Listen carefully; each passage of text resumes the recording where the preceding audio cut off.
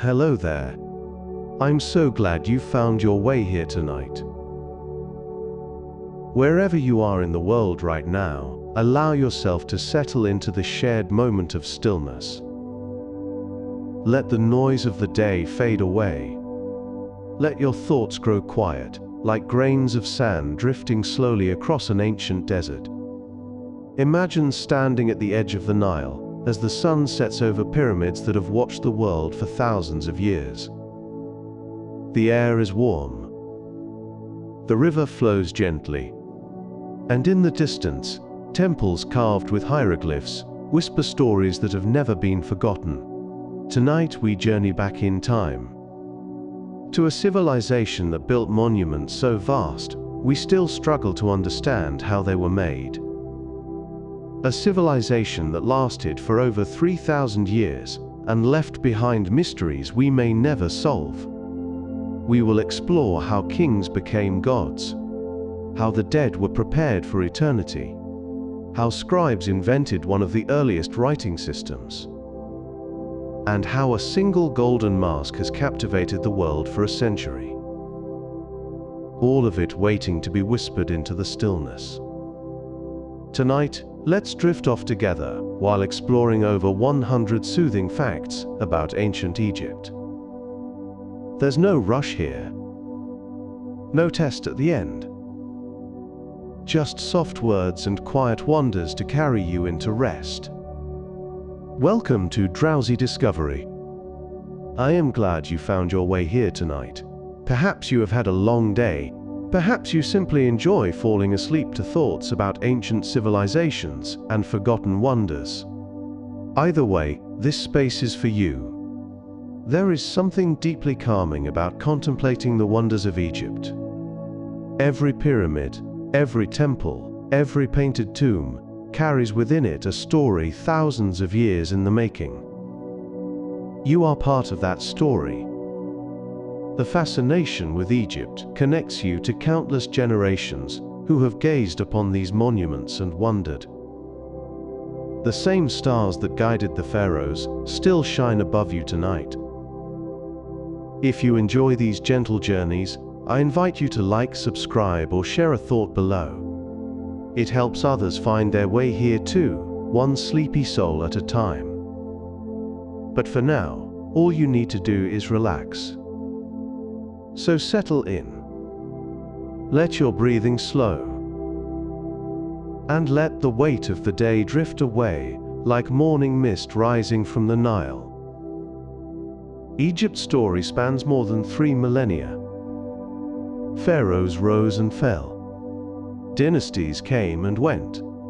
Yet through it all, certain truths endured. The belief in eternal life. The reverence for the gods.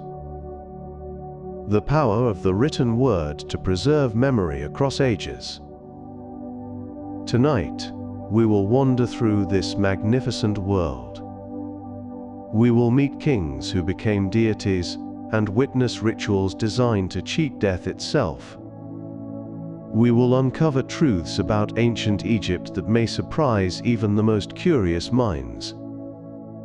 But there is no hurry. The monuments have been standing for thousands of years. They can wait a little longer while you rest. Let us begin with the sacred art of preserving the dead. Mummification could take up to 70 days to complete.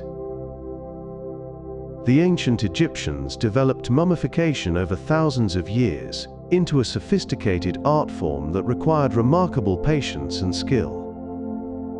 The entire process typically lasted between 40 and 70 days, with the wealthiest individuals receiving the most elaborate treatment.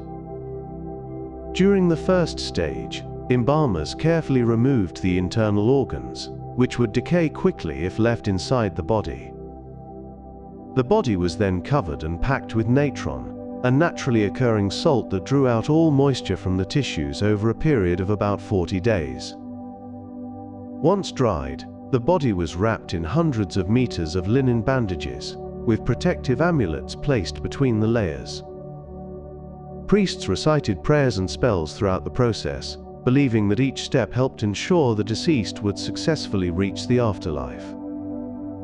The lengthy duration of mummification reflected the Egyptian belief that proper preparation was essential for eternal existence, and families were willing to wait months for their loved ones to be properly preserved for the journey beyond death.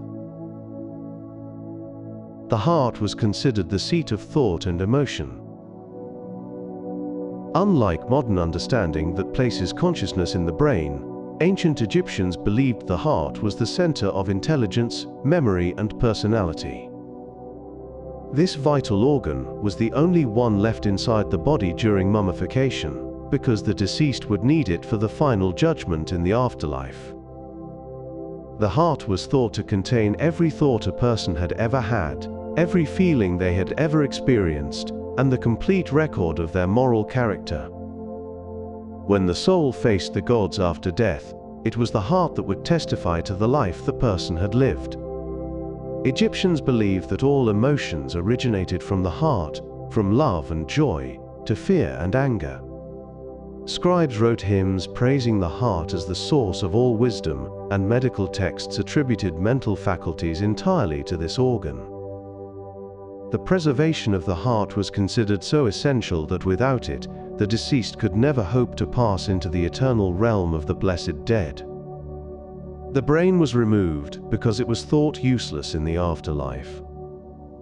The ancient Egyptians showed remarkable indifference to the brain, viewing it as little more than stuffing for the skull with no important function. During mummification, embalmers would insert a long metal hook through the nose, carefully breaking through the thin bone at the back of the nasal cavity to reach the brain.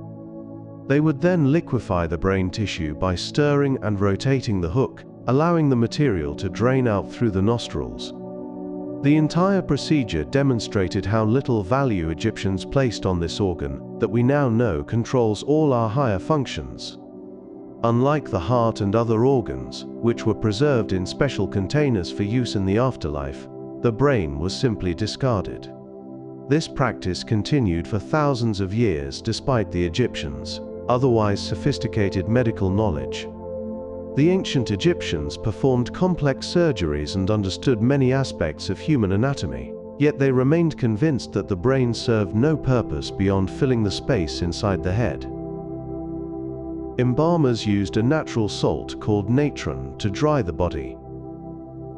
Natron was the essential ingredient that made Egyptian mummification possible, occurring naturally in dried lake beds throughout the Egyptian desert. This white crystalline substance is a mixture of sodium carbonate, sodium bicarbonate, and small amounts of sodium chloride and sodium sulfate. Embalmers would pack the body cavity with natron and cover the entire exterior with heaps of the mineral, allowing it to remain in contact with the flesh for approximately 40 days.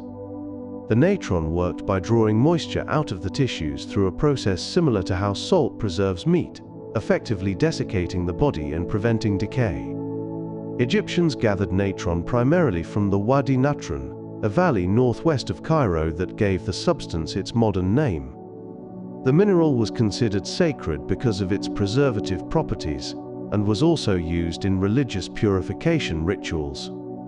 Without natron, the warm Egyptian climate would have caused bodies to decompose rapidly, making the dream of eternal preservation impossible to achieve. Canopic jars held the preserved organs for the afterlife.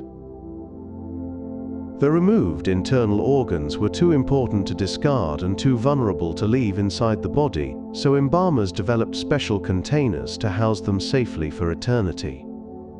These vessels, known as canopic jars, were typically made from limestone, alabaster, or pottery, and featured lids carved in the shape of the 4 sons of Horus. Each of the 4 jars was assigned to protect a specific organ. The human-headed Imseti guarded the liver, the baboon-headed Hapi protected the lungs, the jackal-headed Duamutef watched over the stomach, and the falcon-headed Kobe-Senuef kept the intestines safe.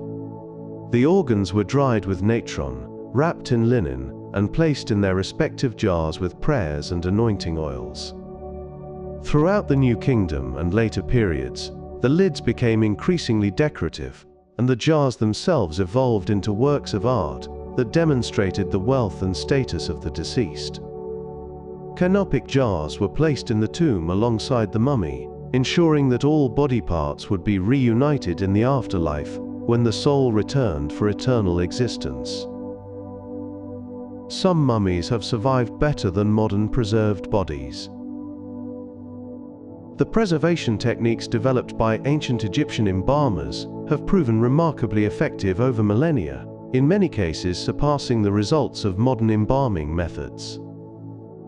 Some mummies still possess intact skin, hair, fingernails, and even recognizable facial features after more than 3,000 years. Modern scientists have used CT scans and DNA analysis on Egyptian mummies to learn about ancient diseases, diets, and family relationships with astonishing precision. The dry Egyptian climate certainly helped, but the skill of the embalmers in removing moisture-laden organs and thoroughly desiccating the remaining tissue was the true key to such extraordinary preservation.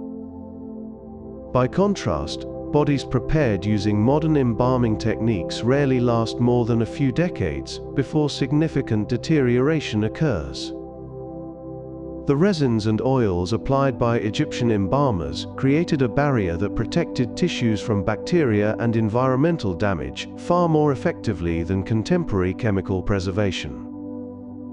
The best preserved royal mummies look as though they could have died within living memory, a testament to the skill and dedication of those ancient practitioners who devoted their lives to defeating the natural process of decay. The weighing of the heart determined one's fate beyond death. The most critical moment in an ancient Egyptian's journey through the afterlife was the ceremony known as the weighing of the heart, which took place in the Hall of Two Truths before the god Osiris. The deceased's heart was placed on one side of a great golden scale, while on the other side rested the feather of Ma'afituas, the goddess who personified truth, justice, and cosmic order. If the heart and feather balanced perfectly, it meant the person had lived a righteous life, in accordance with Ma'afi, the principle of harmony that Egyptians believed governed the universe. This judgment was not based on faith or devotion to the gods, but on how the individual had treated others during their lifetime. The deceased would recite the negative confession, a list of sins they claimed never to have committed, from murder and theft to lying and cheating the poor. The entire divine court watched this ceremony, and there was no possibility of deception because the heart would reveal the truth of every action.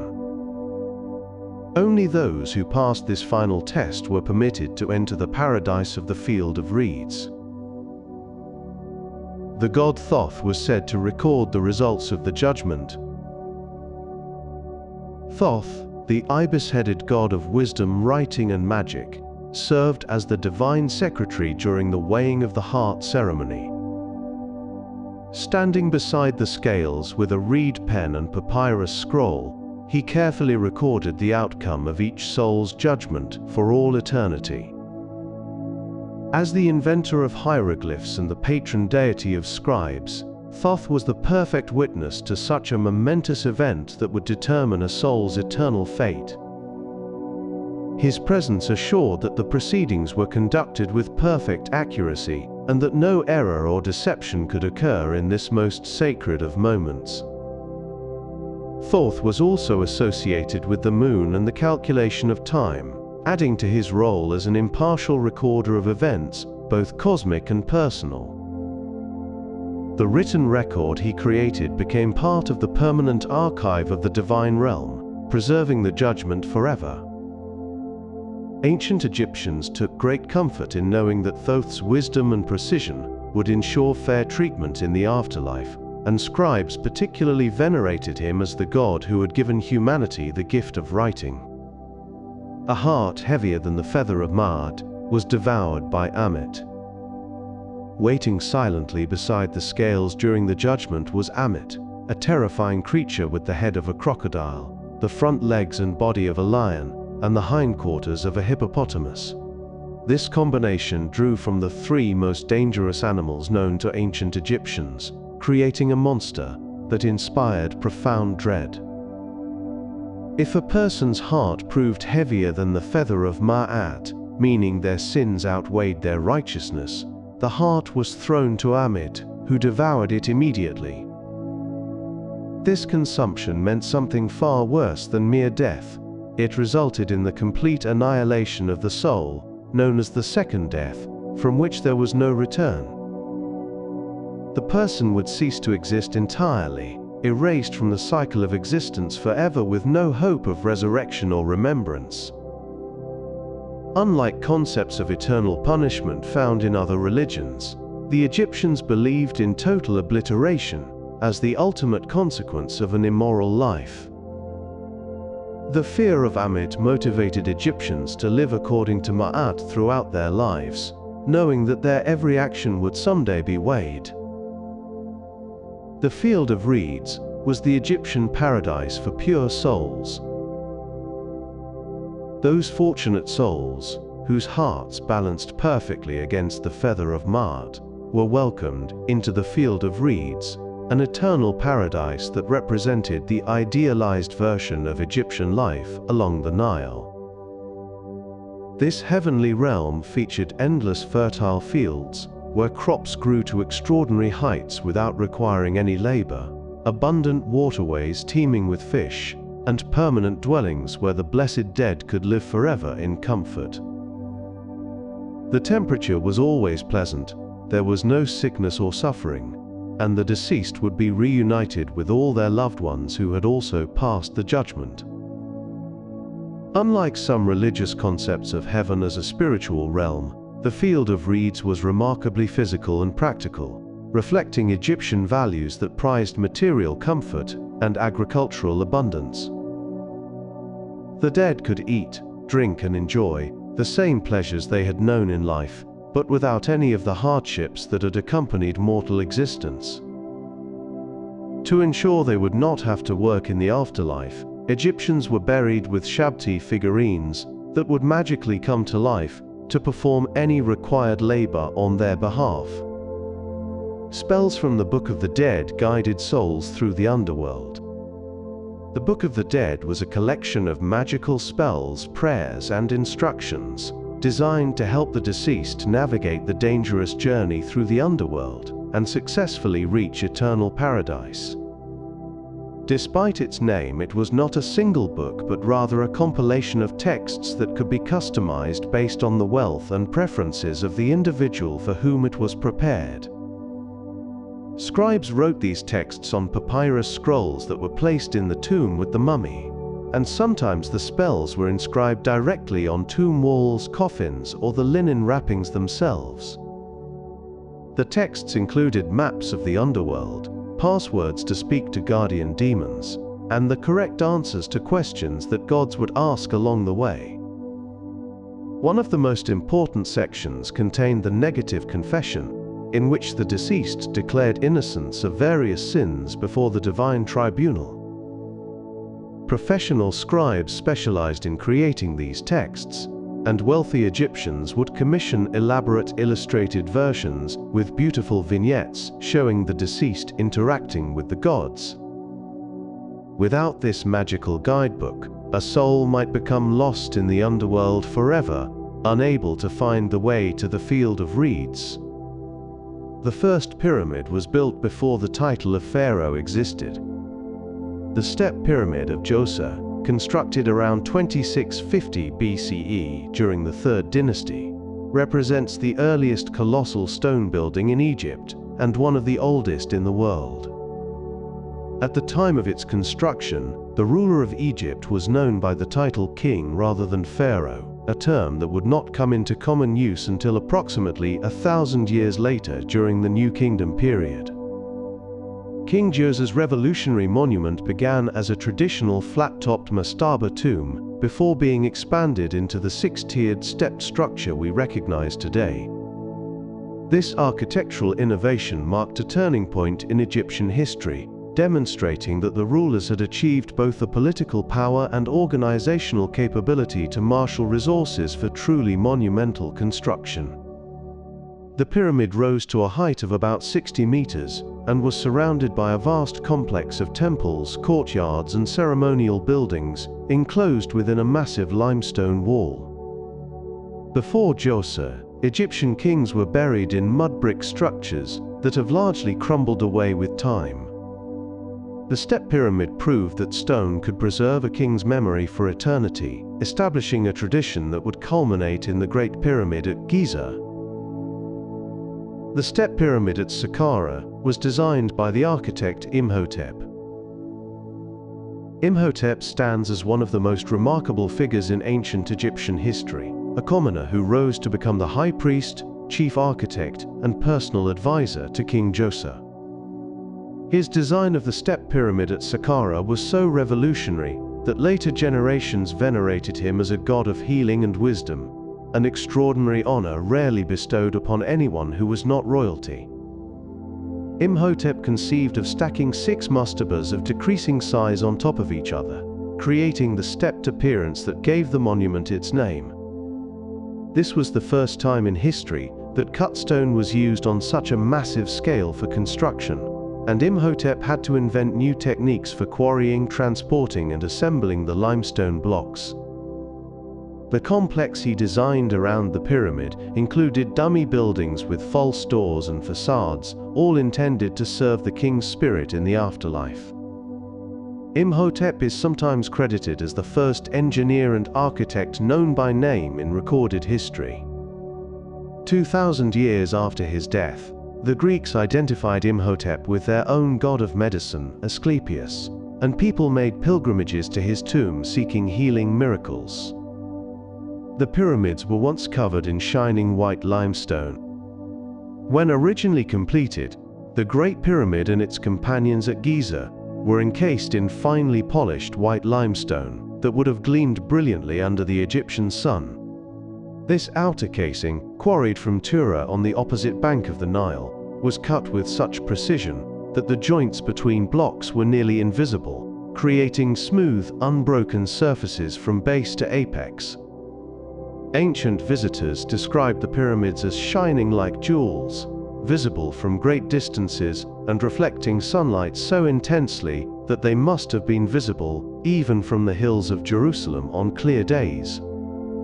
The capstones, known as pyramidions, may have been gilded or made of electrum, a natural alloy of gold and silver, adding a crowning flash of precious metal to the white slopes below. Sadly, most of this casing stone was stripped away over the centuries by later rulers who used the ready-cut blocks for mosques, palaces, and other buildings in Cairo. Only fragments of the original casing remain, particularly visible near the top of Khafre's pyramid, offering a glimpse of the monument's former splendor. What we see today is essentially the inner core, stripped of its gleaming skin. The Great Pyramid's alignment is more precise than many modern structures. The Great Pyramid of Giza is oriented to true north, with an accuracy that astonishes modern surveyors and engineers who study its construction. The base of the pyramid deviates from perfect alignment with the cardinal directions by only about 3 arc-minutes, a margin of error smaller than many buildings constructed with modern instruments. Each side of the base measures approximately 230 meters, and the difference between the longest and shortest sides is less than 5 centimeters, representing an error of only about 0.02%. The Egyptians achieved this remarkable precision without telescopes, satellites, or laser levels, relying instead on careful astronomical observations and sophisticated understanding of geometry. Some researchers believe they used the circumpolar stars, which never set, to establish a north-south line, while others suggest they tracked the rising and setting points of specific stars.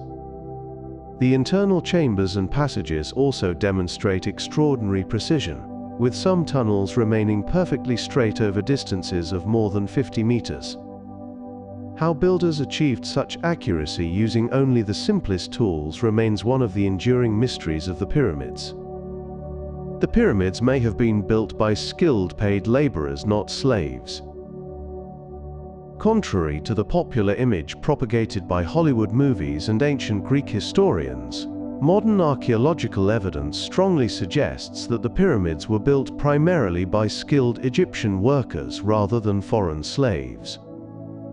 Excavations of workers' villages near the Giza pyramids have revealed organized housing, bakeries, breweries, and even medical facilities for treating construction injuries. The workers' graves show that they received proper burials with grave goods and were sometimes interred near the very pyramids they helped build, an honor never extended to slaves in ancient Egyptian society. Ostraka, pottery fragments used for record-keeping, document work gangs with names like Friends of Khufu and Drunkards of Menkaure, suggesting esprit de corps rather than forced servitude. The workers were likely organized in rotating crews drawn from villages throughout Egypt, possibly as a form of tax payment to the state. They were fed well, receiving bread, beer, and meat rations that exceeded what ordinary peasants typically consumed. Building a pyramid was apparently considered a sacred duty and a source of national pride, rather than an oppressive burden imposed by tyrannical rulers. Hidden chambers may still lie undiscovered within the Great Pyramid. Despite centuries of exploration, the Great Pyramid of Giza continues to reveal secrets that suggest we have not yet found all of its hidden spaces. In 2017, an international team using cosmic ray muon tomography detected a previously unknown void above the Grand Gallery, a space approximately 30 meters long that had remained undetected for 45 centuries. The purpose of this void remains unknown, and accessing it without damaging the structure presents enormous challenges. Throughout history, explorers have discovered sealed passages, hidden shafts, and mysterious chambers, raising hopes that additional discoveries await future generations with better technology. Small robot explorers have ventured into narrow shafts that humans cannot enter, finding blocking stones and tantalizing hints of spaces beyond. Some researchers believe the burial chamber of Khufu himself may yet be hidden somewhere inside the massive structure, with the known chambers serving as decoys or secondary spaces. The pyramid's sheer size, with an estimated 2 million stone blocks filling its interior, means that relatively small chambers could remain undetected, even with modern scanning techniques. Every new discovery reignites the dream that the greatest treasure may still lie waiting in darkness within those ancient walls.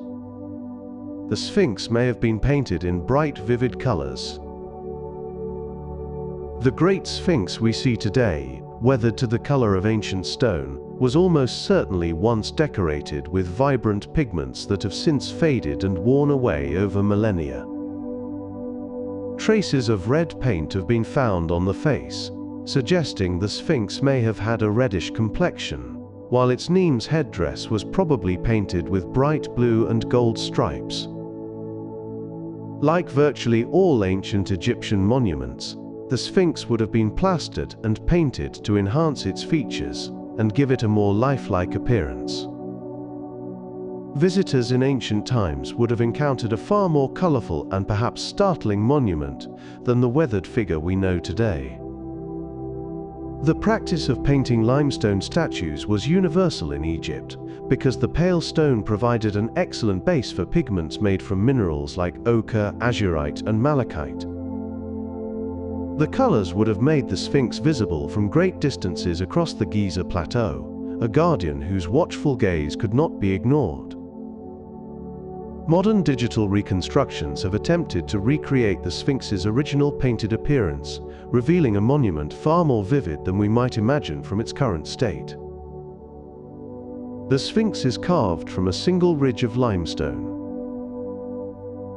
The Great Sphinx was not assembled from blocks, but carved directly from an outcrop of limestone bedrock on the Giza Plateau, making it one of the largest monolithic statues in the world.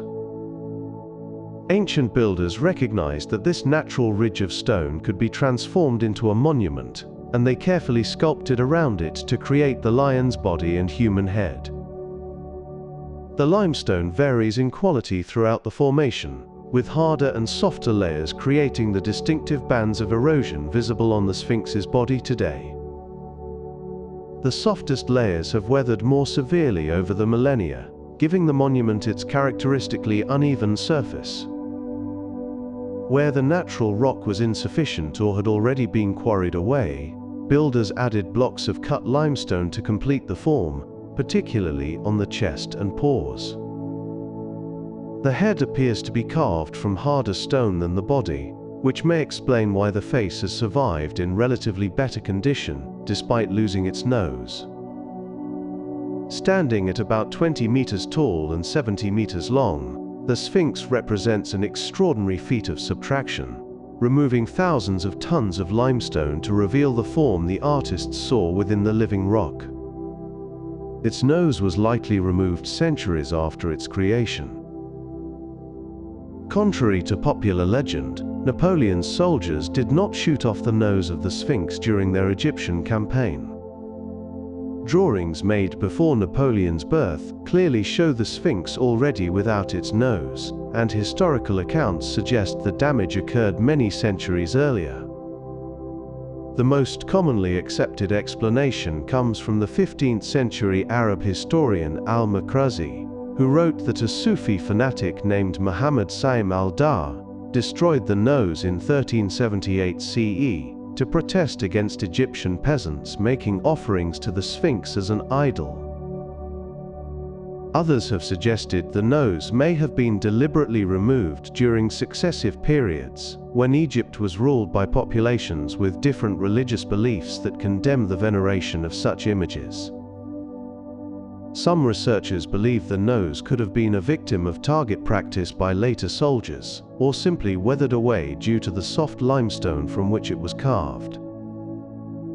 The missing nose measures approximately 1 meter across, suggesting deliberate damage rather than accidental breakage, as supporting evidence shows chisel marks around the nostril areas. Whatever the cause, the loss of the nose has paradoxically made the Sphinx even more mysterious and haunting in its damaged grandeur. The Sphinx gazes eternally toward the rising sun. The Great Sphinx faces due east, directly toward the point on the horizon where the sun rises during the spring and autumn equinoxes, when day and night are of equal length. This orientation was intentional and meaningful, as the rising sun was associated with rebirth and the god Ra, who was reborn each morning after his nightly journey through the underworld. The Sphinx's association with the sun god gave it a cosmic role as guardian of the horizon and protector of the solar cycle itself. During the New Kingdom, the Sphinx was identified with Horimeket, meaning Horus of the horizon, a form of the sun god who rose each day between the two mountains of the horizon. The face of the Sphinx is believed by many scholars to represent Pharaoh Khafre, whose pyramid stands directly behind it, suggesting a connection between the king and the divine power of the sun. Every dawn for over 4,000 years, the first rays of sunlight have struck the face of this enigmatic guardian, renewing its silent vigil over the desert. The Sphinx greets the sun as it has since before the founding of Rome, Athens, or any civilization we know. Some believe hidden passages lie beneath the Sphinx. For centuries, legends and speculation have swirled around the possibility of secret chambers and tunnels beneath the Great Sphinx, with some claiming it guards the entrance to underground halls of records from a lost civilization. These theories have been fueled by ancient Greek and Roman writers who described such underground spaces, as well as by sleeping prophet Edgar Case's 20th century prophecies about a hidden hall of records containing knowledge from Atlantis. Modern geological surveys using ground-penetrating radar and seismic techniques have detected anomalies beneath and around the Sphinx that could represent natural cavities or possibly artificial chambers. A small shaft does exist beneath the Sphinx, and excavations have revealed tunnels carved into the bedrock in the surrounding area, though none have yielded the spectacular discoveries some hoped for. The Egyptian government has restricted extensive excavation work out of concern for damaging the fragile monument, leaving many questions unanswered. Whether these underground features are natural geological formations, quarries from the Sphinx's construction, or something more mysterious remains uncertain. The romance of undiscovered secrets beneath the Sphinx continues to captivate imaginations around the world. The pharaoh was considered both king and god. In ancient Egyptian belief, the pharaoh occupied a unique position in the universe as both a mortal ruler and a living incarnation of the divine. While alive, he was considered the earthly manifestation of Horus, the falcon god, who represented kingship and the sky. Upon death, the pharaoh was believed to become one with Osiris, the god of the underworld and resurrection, while his successor took up the mantle of Horus. This divine status was not merely ceremonial, but was understood as literally true by the Egyptian people, who believed their king's actions maintained cosmic order and ensured the annual flooding of the Nile. The pharaoh served as the primary intermediary between humanity and the gods, responsible for performing rituals that kept the universe functioning properly. His divine nature also provided justification for absolute political authority, as questioning the pharaoh was equivalent to questioning the will of the gods themselves. The pharaoh's palace and person were surrounded by elaborate rituals of purity and protection, designed to preserve this sacred status. Egypt's remarkable stability over 3,000 years owes much to this fusion of religious and political power in a single divine king. Some pharaohs wore false beards as a symbol of divinity. The distinctive false beard worn by pharaohs was not an imitation of natural facial hair, but a sacred symbol connecting the king to the gods, particularly Osiris, who was always depicted with a similar curved beard. These ceremonial beards were crafted from metal, wood, or woven fibers, and attached to the chin with straps that tied behind the ears or hooked over the headcloth. The pharaoh's beard was typically straight and square-ended during life, while the curved beard was reserved for deceased kings who had become one with Osiris. Even female pharaohs like Hatshepsut wore the false beard in official contexts to display their legitimacy as divine rulers and their connection to their male predecessors. The beard was part of a complete royal regalia that also included the double crown, the crook and flail, and various scepters that together created the visual language of Egyptian kingship. Artists followed strict conventions in depicting the royal beard, and its presence in portraits indicated that the subject held the legitimate authority of the pharaoh. The preservation of these conventions across 3 millennia demonstrates how important symbolic continuity was to Egyptian concepts of legitimate rule. The crook and flail symbolized rule and fertility. Among the most recognizable symbols of pharaonic power were the crook and flail, held crossed over the chest in countless royal portraits and funerary images. The crook, shaped like a shepherd's staff with a curved hook at the top, represented the pharaoh's role as the shepherd of his people, guiding and protecting them as a shepherd tends his flock.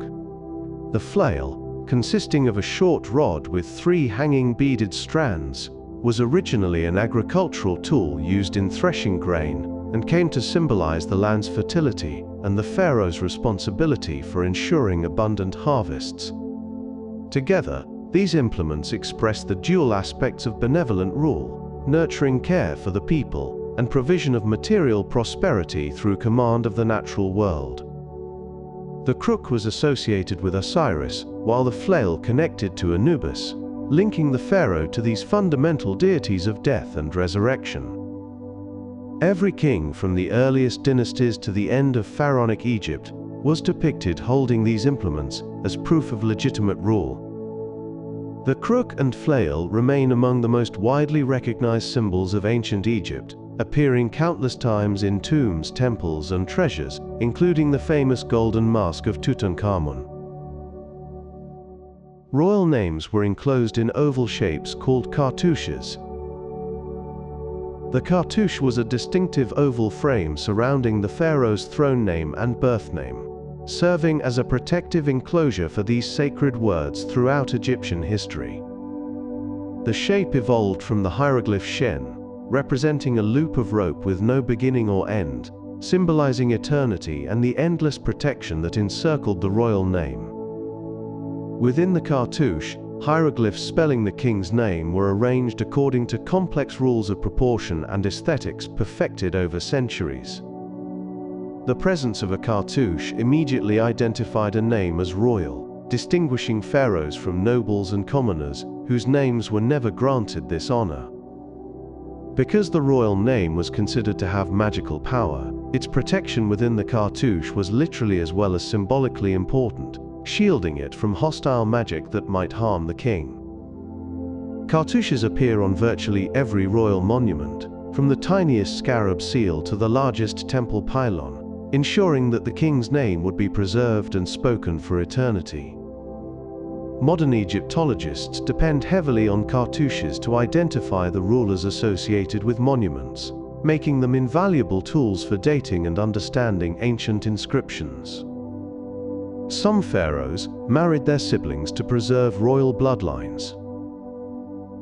Marriage between brothers and sisters within the Egyptian royal family was a practice that seems shocking to modern sensibilities, but was considered not only acceptable, but sometimes necessary for maintaining the purity of divine bloodlines. The mythology of Egypt provided a powerful model in Osiris and Isis, the divine brother and sister who became husband and wife and produced Horus, the prototype of all rightful kings. By emulating this divine marriage, pharaohs demonstrated their connection to the gods and ensured that the sacred blood of royalty remained undiluted by commoner lineages. The practice was largely limited to royalty, as ordinary Egyptians rarely if ever married their siblings, making it a marker of the royal family's unique status above mortal concerns. Some scholars have noted that brother-sister marriages may have served political purposes, keeping power and wealth within the immediate family, rather than dispersing it through alliances with other noble houses. The practice may have contributed to health problems in royal families due to the genetic consequences of close inbreeding. Nevertheless, the tradition persisted throughout Egyptian history, with the Ptolemaic dynasty that ended with Cleopatra being particularly notorious for sibling marriages. Some pharaohs were skilled military commanders. While many pharaohs ruled during peaceful periods without military engagement, several became renowned warriors whose campaigns expanded Egypt's borders and filled temple walls with scenes of victory. Thutmose III of the 18th dynasty conducted at least 17 military campaigns into Syria-Palestine, earning him comparison to Napoleon and Alexander among historians of ancient warfare. His detailed annals carved on temple walls at Karnak provide some of the earliest reliable accounts of military tactics and logistics in the ancient world. Ramesses II, perhaps the most famous warrior pharaoh, commanded the Egyptian army at the Battle of Kadesh against the Hittites, one of the largest chariot battles in history. Egyptian pharaohs were expected to lead their armies personally, at least symbolically, and the image of the king charging into battle from his war chariot became one of the most common motifs in Egyptian art. These warrior kings brought back treasure, captives, and tribute that funded the massive building projects that still stand today. The military prowess of the pharaohs was not merely practical, but also theological, as defeating foreign enemies demonstrated that the king maintained cosmic order against the forces of chaos that threatened Egypt from all directions. Some gods were depicted as part animal, part human. The distinctive imagery of Egyptian gods with human bodies and animal heads reflects a sophisticated theology in which the divine could manifest in many forms without being limited to any single appearance. Horus appeared with a falcon head, Anubis with the head of a jackal, Sobek with a crocodile head, and Thoth with the beak of an ibis, among many other combinations. These hybrid forms were not meant to suggest that the gods were literally part animal, but rather expressed different aspects of divine power through creatures that embodied particular qualities. The falcon soaring high above the earth represented the all-seeing nature of Horus, while the jackal's association with cemeteries made it natural to represent the embalming god Anubis. Some gods could appear in fully human form, fully animal form, or as hybrids depending on the context and what aspect of their nature was being emphasized. The Egyptians showed remarkable consistency in these representations across 3,000 years, ensuring that anyone throughout the kingdom could immediately identify which god was being depicted. This visual language of divine imagery was one of ancient Egypt's most influential contributions to world art and continues to fascinate people today. The sun god Ra was said to travel through the underworld at night. According to Egyptian cosmology, the sun god Ra made a perilous journey each night through the underworld, facing numerous dangers before being reborn at dawn in the eastern sky. After setting in the west, Ra boarded a night bark and sailed through the 12 hours of darkness, corresponding to 12 regions of the underworld called the Duat. In each region, Ra encountered demons, monsters, and obstacles that threatened to prevent the sun from rising again. The most terrifying adversary was Apophis, a giant serpent of chaos who attempted to swallow Ra's boat and plunge the world into eternal darkness. Every night, the forces of order defeated Apophis, ensuring that the sun would rise again to bring light and life to the world. The daily rising of the sun was thus not automatic, but the result of constant cosmic struggle, giving profound significance to each new dawn. Egyptians believed that the deceased could join Ra on this nightly journey, sharing in his resurrection when the sun emerged again in the morning. Temple rituals and royal ceremonies often symbolically participated in Ra's journey, reinforcing the pharaoh's role in maintaining cosmic order. The sky goddess Nut was believed to swallow the sun each evening. Nut was the goddess of the sky, typically depicted as a woman arched across the heavens, with her body stretching from horizon to horizon, her hands and feet touching the earth at the 4 cardinal points. Each evening she was believed to swallow the sun as it set in the west, taking it into her body, where it traveled through her during the night. At dawn she gave birth to the sun again through her body, releasing it into the eastern sky to begin its daily journey across the heavens. This daily cycle of death and rebirth gave Nut a powerful association with renewal and resurrection, making her an important figure in funerary beliefs. Coffin lids were often painted with images of Nut on the inside, so that the deceased would be embraced by the sky goddess and share in her regenerative powers. Her body was depicted as covered with stars, representing the night sky itself, while the blue of daytime was understood as seeing through her form to the heavenly waters beyond. Nut was also the mother of Osiris, Isis, Set, and Nephthys, making her the grandmother of Horus and thus ancestress of all the pharaohs. The jackal-headed Anubis guided souls to the afterlife.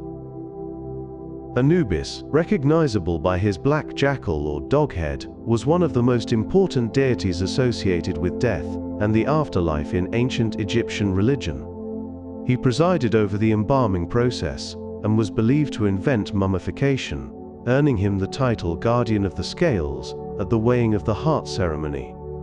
His black color was not meant to represent the actual color of jackals, but symbolized the fertile black soil of Egypt and the discoloration of mummified flesh, both associated with rebirth and regeneration. Wild dogs and jackals frequented the edges of the desert where Egyptians buried their dead, perhaps explaining why this animal came to be associated with death and the afterlife.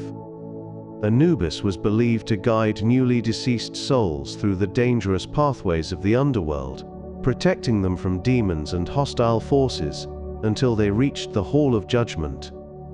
Priests who performed mummification often wore jackal masks to embody the god they served, ritually becoming Anubis during the sacred procedures. The image of Anubis bending over a mummy has become one of the most iconic representations of ancient Egyptian funerary culture. The crocodile god Sobek was feared and honored along the Nile. Sobek, the crocodile god, embodied the terrifying power and unpredictable danger of the Nile crocodiles that made the river both life-giving and deadly for ancient Egyptians. He was worshipped with particular intensity in regions where crocodiles were common, especially in the Fayum Oasis and at Kom in Upper Egypt. Temples dedicated to Sobek often maintained pools of sacred crocodiles that were fed, adorned with jewelry, and eventually mummified when they died.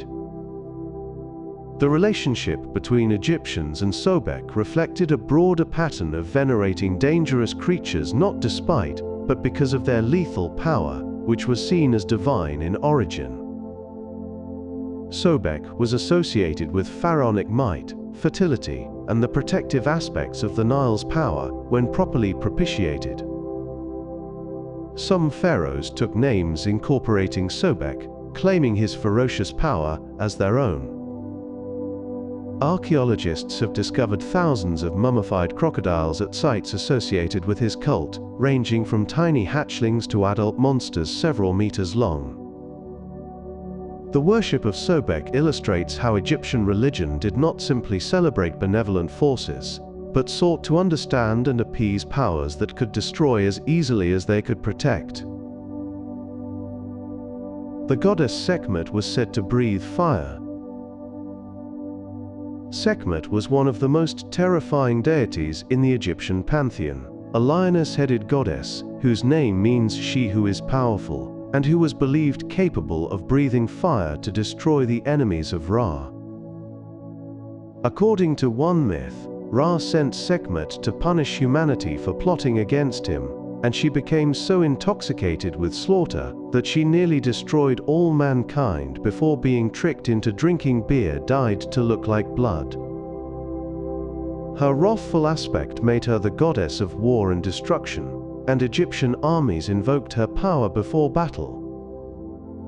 Yet Sekhmet also represented the transformative power of destruction that precedes renewal, giving her associations with healing and protection, as well as violence. Physicians considered themselves priests of Sekhmet, and she was believed to have power over plagues and epidemics that could be either sent or withdrawn by her will. Hundreds of statues of Sekhmet were erected in temples, particularly at Thebes, where her fierce presence was believed to protect sacred spaces from evil influences. Her dual nature as destroyer and healer reflects the Egyptian understanding that the most dangerous powers could also be the most protective when properly honored. Ancient Egyptian temples were thought to be houses for the gods. Unlike modern religious buildings designed for congregational worship, Egyptian temples were understood as the literal dwelling places of the gods, mansions where divine beings lived and received offerings.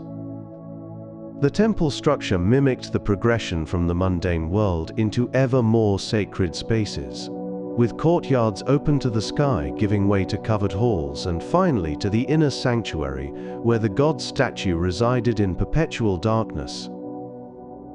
Only priests and the pharaoh were permitted to enter the innermost chambers, where they performed daily rituals that sustained both the god and the cosmic order the deity maintained. The entire building was oriented according to astronomical principles, with the axis often aligned to significant solar or stellar events. Walls were covered with carved and painted scenes showing the pharaoh performing rituals before the gods, though in practice priests carried out most duties on the king's behalf. The temples owned vast estates, employed thousands of workers, and functioned as economic centers as well as religious ones. Every aspect of the temple's construction and decoration was governed by sacred traditions, believed to have been established by the gods themselves at the beginning of time. Priests tended to god statues as if they were alive. The daily ritual service of the temple centered on the cult statue housed in the inner sanctuary, which was treated not as a mere representation of the god, but as a living vessel the deity actually inhabited. Each morning, priests would break the seal on the shrine doors, reveal the statue, and perform an elaborate ritual of awakening, purification, and feeding that was believed necessary for the god's continued well-being. The statue was washed, anointed with precious oils, dressed in fine linen, and presented with offerings of food, drink, and incense, while priests recited hymns and prayers. After the morning ritual, the statue was enclosed again in its shrine, where it remained in sacred darkness until the next day's ceremony. The food offerings were later consumed by the priests, having been spiritually infused with the god's blessing, while remaining physically nourishing. This daily cycle of ritual care was considered essential not just for the god's comfort, but for maintaining cosmic order itself, and temples maintained careful schedules to ensure no day passed without proper service. The intimacy of this relationship between priest and deity gave temples a powerful role in Egyptian society. Temples had sacred lakes for ritual purification. Almost every major Egyptian temple included a rectangular artificial lake that served as a place of ritual purification for priests before they entered sacred spaces. These sacred lakes were lined with stone blocks and filled with water that was understood to represent the primordial waters of Nun, the watery chaos that existed before creation. Priests would descend steps into the water to purify themselves before performing temple rituals, washing away the pollution of the profane world. The sacred lake at Karnak, still preserved today, measures more than 100 meters in length, and was once surrounded by storerooms for food offerings and quarters for the priests who served the temple.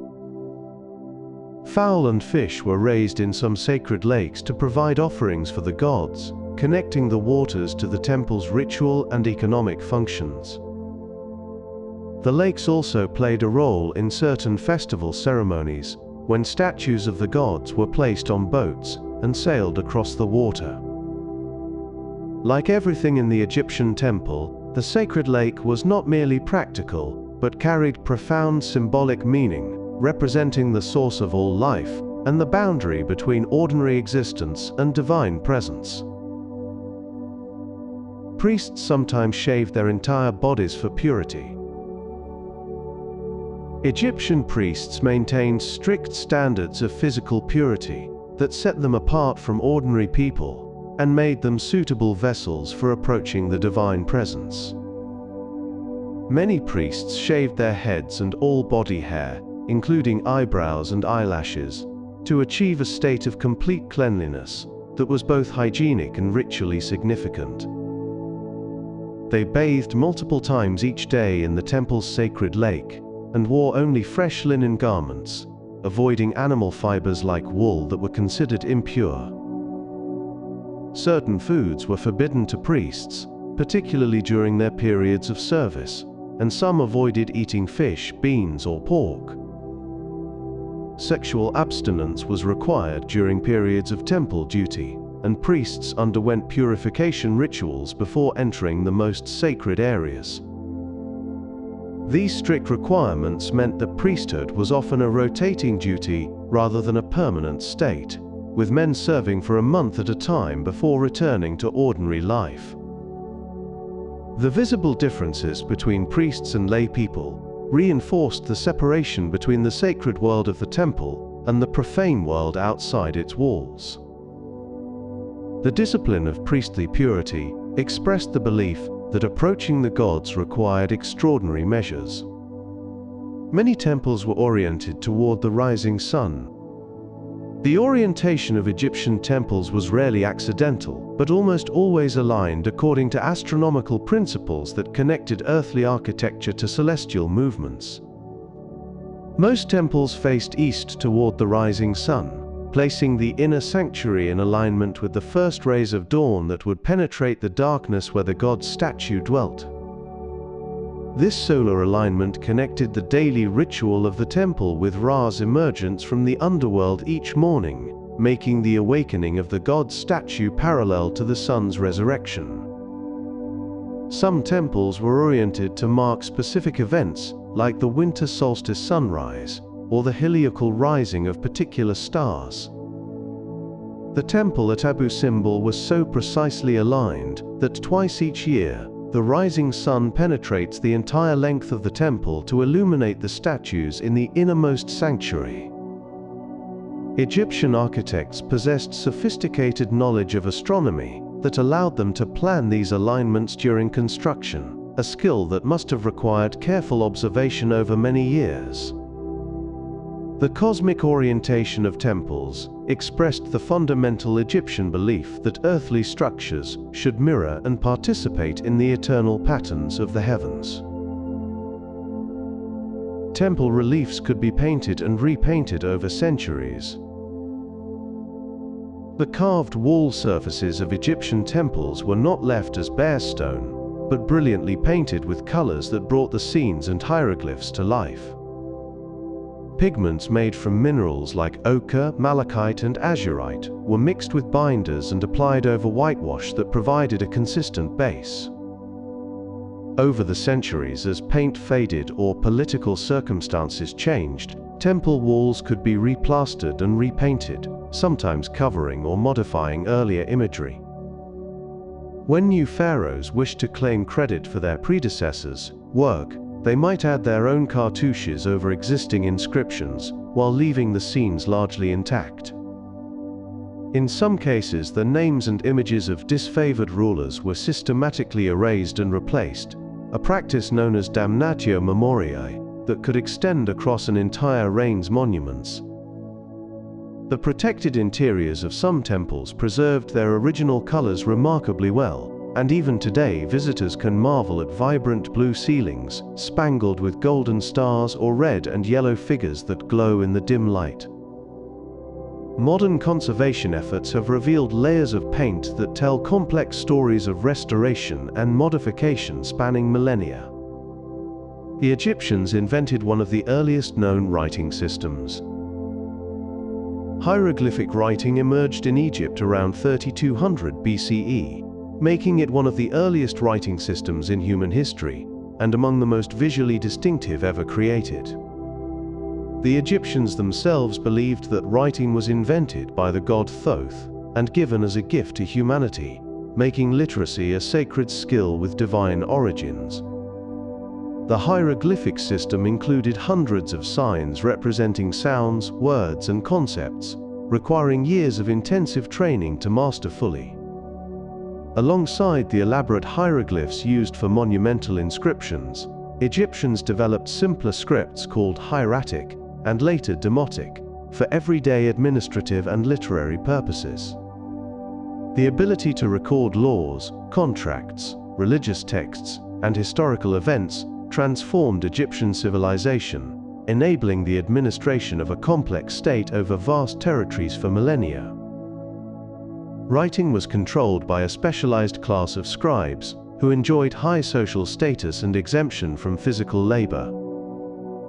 The Egyptian writing system influenced the development of alphabets in the ancient Near East, with some scholars tracing a line of descent from hieroglyphs to the Phoenician alphabet, and ultimately to the letters used in English today. Some hieroglyphs represented sounds, others entire ideas. The hieroglyphic writing system was remarkably complex, incorporating different types of signs that functioned in distinct ways depending on context. Phonetic signs, or phonograms, represented sounds ranging from single consonants to combinations of 2 or 3 consonants, similar in principle to letters and syllables in modern writing. Ideograms, or logograms, represented entire words or concepts with a single image, such as a picture of a mouth, meaning mouth, or a seated man, meaning person. Determinatives were silent signs placed at the end of words to indicate their category or meaning, helping readers distinguish between words that might otherwise look identical. Hieroglyphic texts typically omitted vowels, writing only consonantal sounds, which is why scholars must often guess at the original pronunciation of ancient Egyptian words. The direction of reading could vary, determined by which way animal and human figures faced, as texts could be written left to right, right to left, or in vertical columns.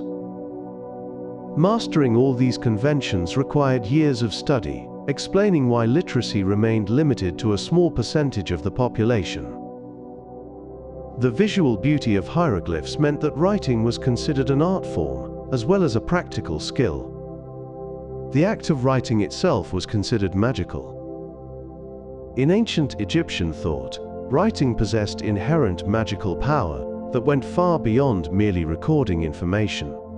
The hieroglyphic symbols were called Medu Neger, meaning words of the gods, emphasizing their divine origin and sacred nature.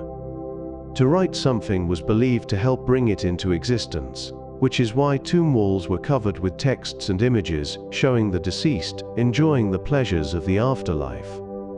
This magical power could also be dangerous. Hieroglyphs depicting harmful creatures like snakes or enemies were sometimes deliberately incomplete or portrayed being killed to prevent them from magically coming to life and causing harm.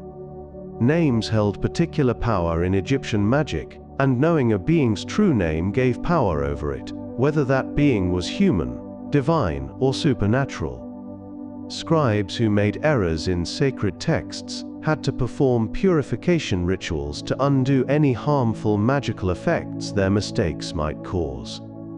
The belief in the power of written words explains why such care was taken in the creation of religious texts, and why the destruction of inscribed names was considered such a severe punishment. Writing was never viewed as neutral or merely functional, but as a sacred technology with profound implications. Scribes trained from youth held a high place in society.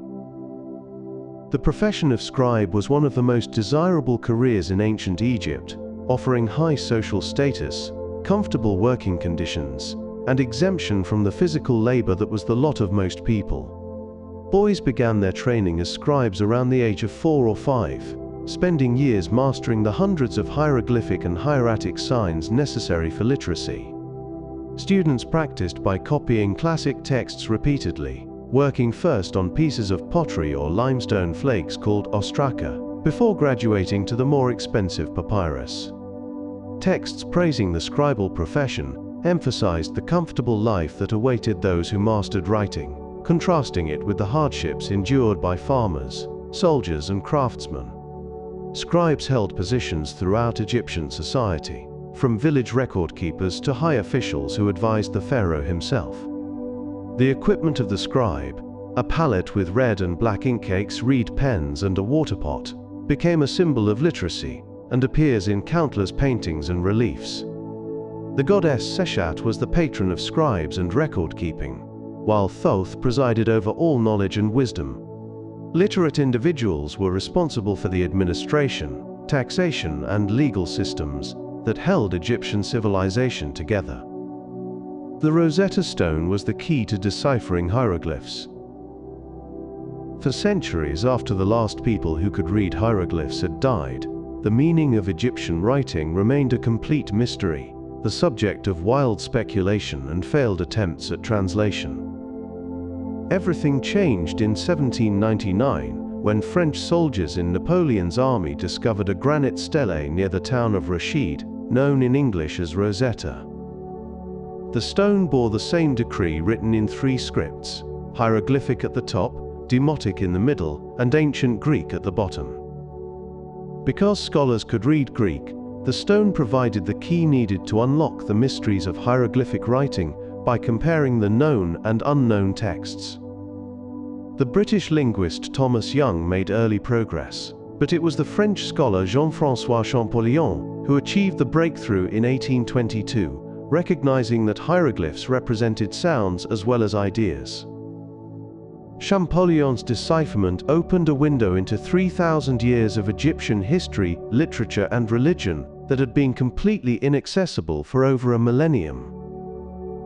The Rosetta Stone remains in the British Museum, where it has become one of the most visited objects in the world. Its discovery ranks among the most important moments in the history of archaeology and linguistics. Papyrus was one of the world's first writing materials. The ancient Egyptians developed a remarkable writing material from the papyrus plant that grew abundantly in the marshy regions along the Nile, creating a product so useful that its name became the root of the modern English word paper. The manufacturing process involved cutting the pithy interior of papyrus stalks into thin strips, laying them in overlapping layers at right angles, and then pressing and drying them into flexible sheets. When polished smooth with a stone or shell, these sheets provided an excellent surface for writing, with reed brushes dipped in carbon or ochre-based inks. Individual sheets could be joined together to create scrolls of considerable length, allowing extensive texts to be recorded on a continuous surface. Papyrus was lighter and more portable than clay tablets, easier to produce than leather or parchment, and durable enough to last for centuries in Egypt's dry climate. The papyrus industry became an important Egyptian export, with rolls shipped throughout the Mediterranean world, where they remained the primary writing material until the widespread adoption of parchment in late antiquity. Thousands of papyrus documents have survived, providing irreplaceable information about every aspect of ancient Egyptian life. Ancient Egyptians used a calendar based on the rising of the star Sirius. The ancient Egyptian calendar was one of the earliest and most sophisticated timekeeping systems in the ancient world, organized around the annual appearance of the star Sirius on the horizon just before dawn. This event, known as the heliacal rising of Sirius, occurred in mid-July and coincided with the beginning of the Nile's annual flooding, which deposited the fertile silt that made Egyptian agriculture possible. The Egyptians called Sirius Sopdet and associated it with the goddess Isis, giving the star profound religious as well as practical significance.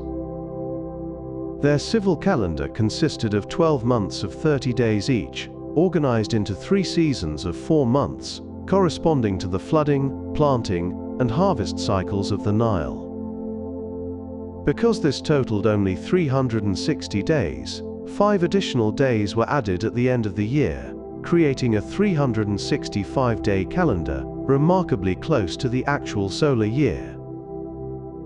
However, without leap year adjustments, the calendar slowly drifted against the seasons over centuries, a problem the Egyptians knew about, but never officially corrected. This calendar system influenced later Roman calendrical reforms and continues to affect our own methods of organizing time. Egyptian priests were also skilled astronomers. The priests who served in Egyptian temples were not only religious functionaries, but also keepers of astronomical knowledge that had accumulated over millennia of careful sky observation. They tracked the movements of stars, planets, and the sun to determine the proper times for religious festivals and agricultural activities. Temple walls and ceilings were decorated with star charts and astronomical texts that modern scholars still study for insights into ancient celestial knowledge.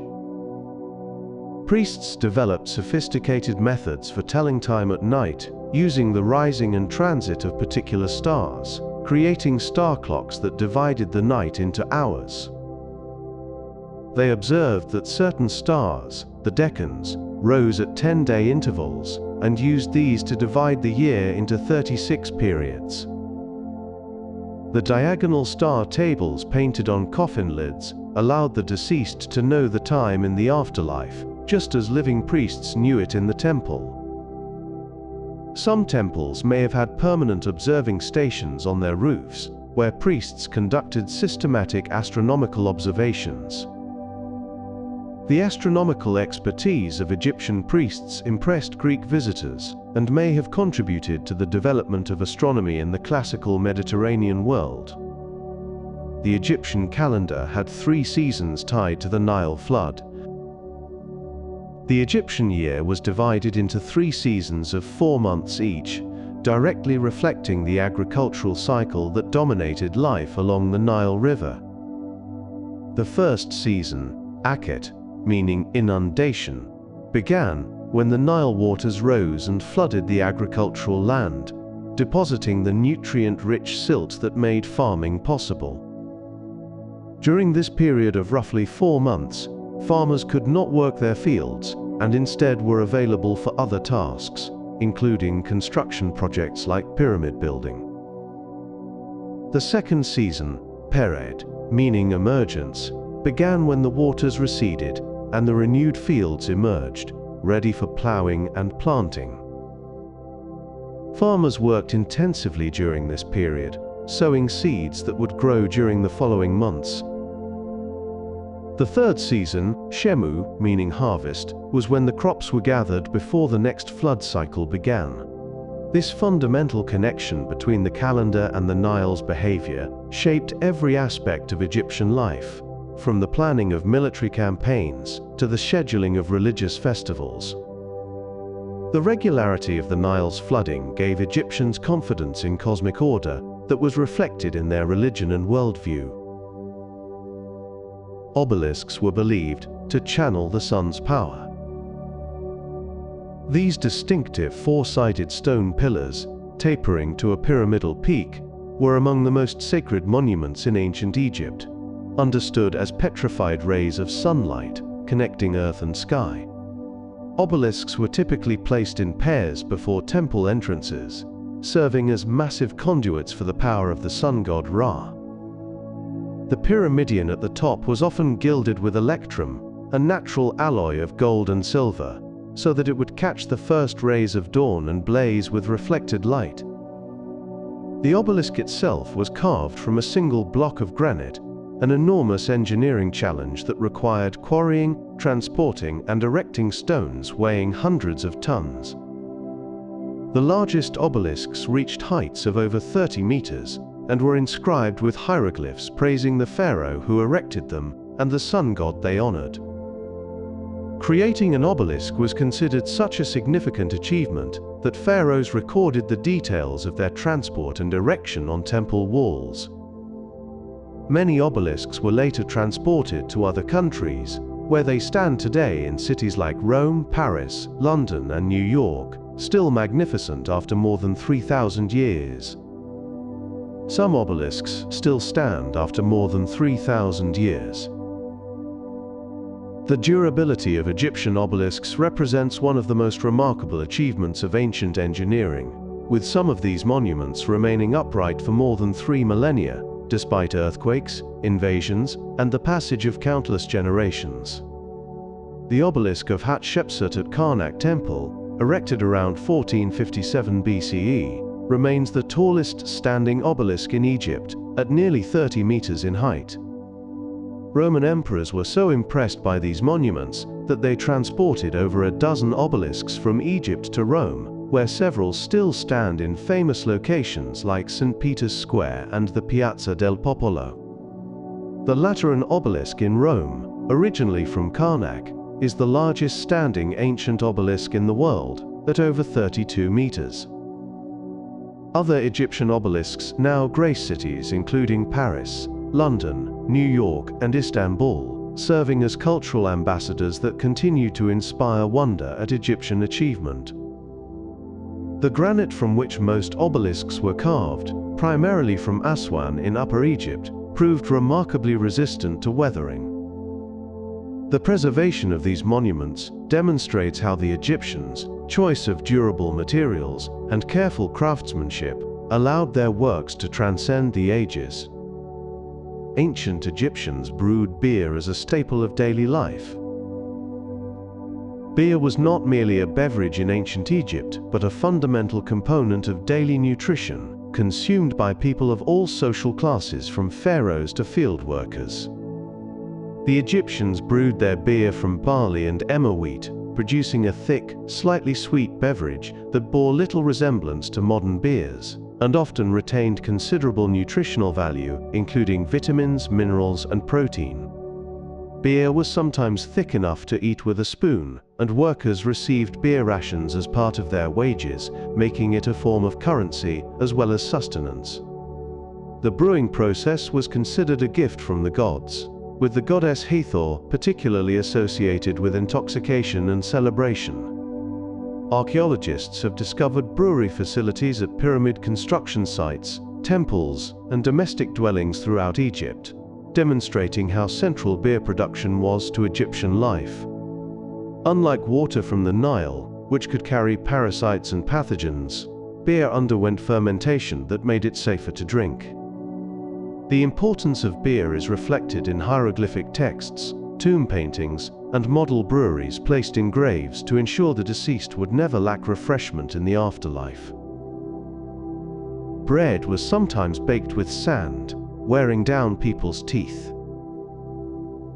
Examination of ancient Egyptian mummies has revealed severe dental wear that puzzled researchers until they understood the gritty nature of Egyptian bread. The grain used for bread was ground on stone querns that released fine particles of rock into the flour, while wind-blown sand from the desert environment added additional grit during storage and preparation. Every bite of bread acted like fine sandpaper on the teeth, gradually wearing down the enamel throughout a person's life. By middle age, many Egyptians had worn their teeth down to the pulp, causing abscesses, infections, and eventually death in severe cases. Dental disease was so prevalent that it affected people at every level of society, from peasants to pharaohs. Ramesses II, despite having access to the best food available, suffered from severe dental problems in his later years. The combination of a carbohydrate-rich diet and constant abrasive wear created conditions perfectly suited for tooth decay and gum disease. Ironically, the bread that sustained Egyptian civilization also shortened many lives by causing painful and sometimes fatal dental conditions that ancient medicine could do little to treat. Workers who built the pyramids were paid in bread and beer. Archaeological evidence, including detailed records on papyrus and pottery fragments, reveals that the workers who labored on Egypt's great monuments received regular rations of bread and beer as compensation for their work. Excavations of workers' villages near Giza have uncovered massive bakeries and breweries capable of producing enough food and drink for thousands of laborers each day. The standard ration included several loaves of bread and multiple jars of beer daily, supplemented by onions, garlic, and occasionally meat. This evidence supports the theory that pyramid construction was carried out by organized work gangs of free Egyptians rather than slaves, as such care would not typically be extended to enslaved populations. The organization required to feed, house, and supply thousands of workers demonstrates the sophisticated administrative capabilities of early Egyptian civilization. Workers were organized into competing teams with spirited names and built a sense of pride in their contributions to the pharaoh's eternal monument. The experience of working on pyramid construction may have fostered national unity by bringing together laborers from villages throughout Egypt. Ancient Egypt had a complex tax system managed by scribes. The Egyptian state maintained a sophisticated taxation system that supported the pharaoh's court, the priesthood, the army, and the massive construction projects for which Egypt is famous. Scribes were the administrators who made this system possible, traveling through the countryside to assess crops, count livestock, and calculate the taxes owed by every village and estate. Tax payments were typically made in kind rather than currency, with grain, livestock, linen, and other goods collected and stored in government warehouses. Detailed records were kept of every transaction, and tomb paintings show scribes with their writing equipment overseeing the weighing and counting of produce. Failure to pay taxes could result in beatings, forced labor, or seizure of property, and texts warn of the dire consequences that awaited tax evaders. The tax system was intimately connected to the Nile's flooding cycle, as officials had to reassess agricultural land after each inundation might shift boundaries. The administrative sophistication required to operate this system across a kingdom stretching over 1,000 kilometers along the Nile is a testament to Egyptian organizational capabilities that were unmatched in the ancient world. Women could own property and conduct business in ancient Egypt. Compared to many ancient civilizations, Egypt granted women a remarkable degree of legal and economic autonomy that modern scholars find striking. Women could own, inherit, and sell property in their own names, enter into legal contracts, and conduct business without requiring a male guardian's permission. Marriage contracts often specified how property would be divided in case of divorce, and women could initiate divorce proceedings and retain their own assets afterward. Female merchants, weavers, and brewers operated businesses throughout Egyptian history, and some women achieved significant wealth and social standing. Several female pharaohs ruled Egypt, most famously Hatshepsut and Cleopatra, demonstrating that even the highest position in the land was not entirely closed to women. Women served as priestesses in temple service, particularly in cults of goddesses like Hathor and Isis, where they held important ritual roles. Legal texts show women bringing lawsuits, defending their property rights, and receiving equal treatment under law in many circumstances. While Egyptian society was certainly not egalitarian by modern standards, the relative freedoms enjoyed by Egyptian women set them apart from their contemporaries in Greece, Rome, and the ancient Near East. Some villages for workers still contain intact homes. The ancient village of Deir el-Medina, nestled in a valley on the west bank of the Nile near the Valley of the Kings, provides an extraordinarily detailed window into the daily lives of ordinary ancient Egyptians.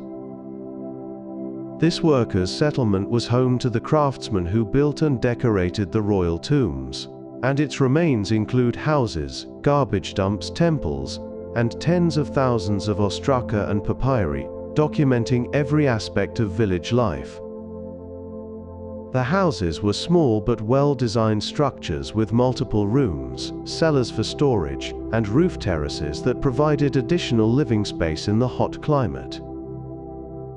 Archaeologists have recovered everything from laundry lists and love letters to records of legal disputes and ghost complaints, revealing the concerns and interests of people who lived over 3,000 years ago. The village was occupied continuously for nearly 500 years, from the early New Kingdom until the late Ramesside period. Similar workers' villages near the pyramids at Giza have been excavated in recent decades, providing comparable insights into the lives of Old Kingdom laborers. These archaeological sites humanize ancient Egypt in ways that monumental tombs and temples cannot. The ancient Egyptians practiced a form of dentistry. Dental problems were so widespread in ancient Egypt that treating them became a recognized medical specialty, making the Egyptians pioneers in what we would today call dentistry.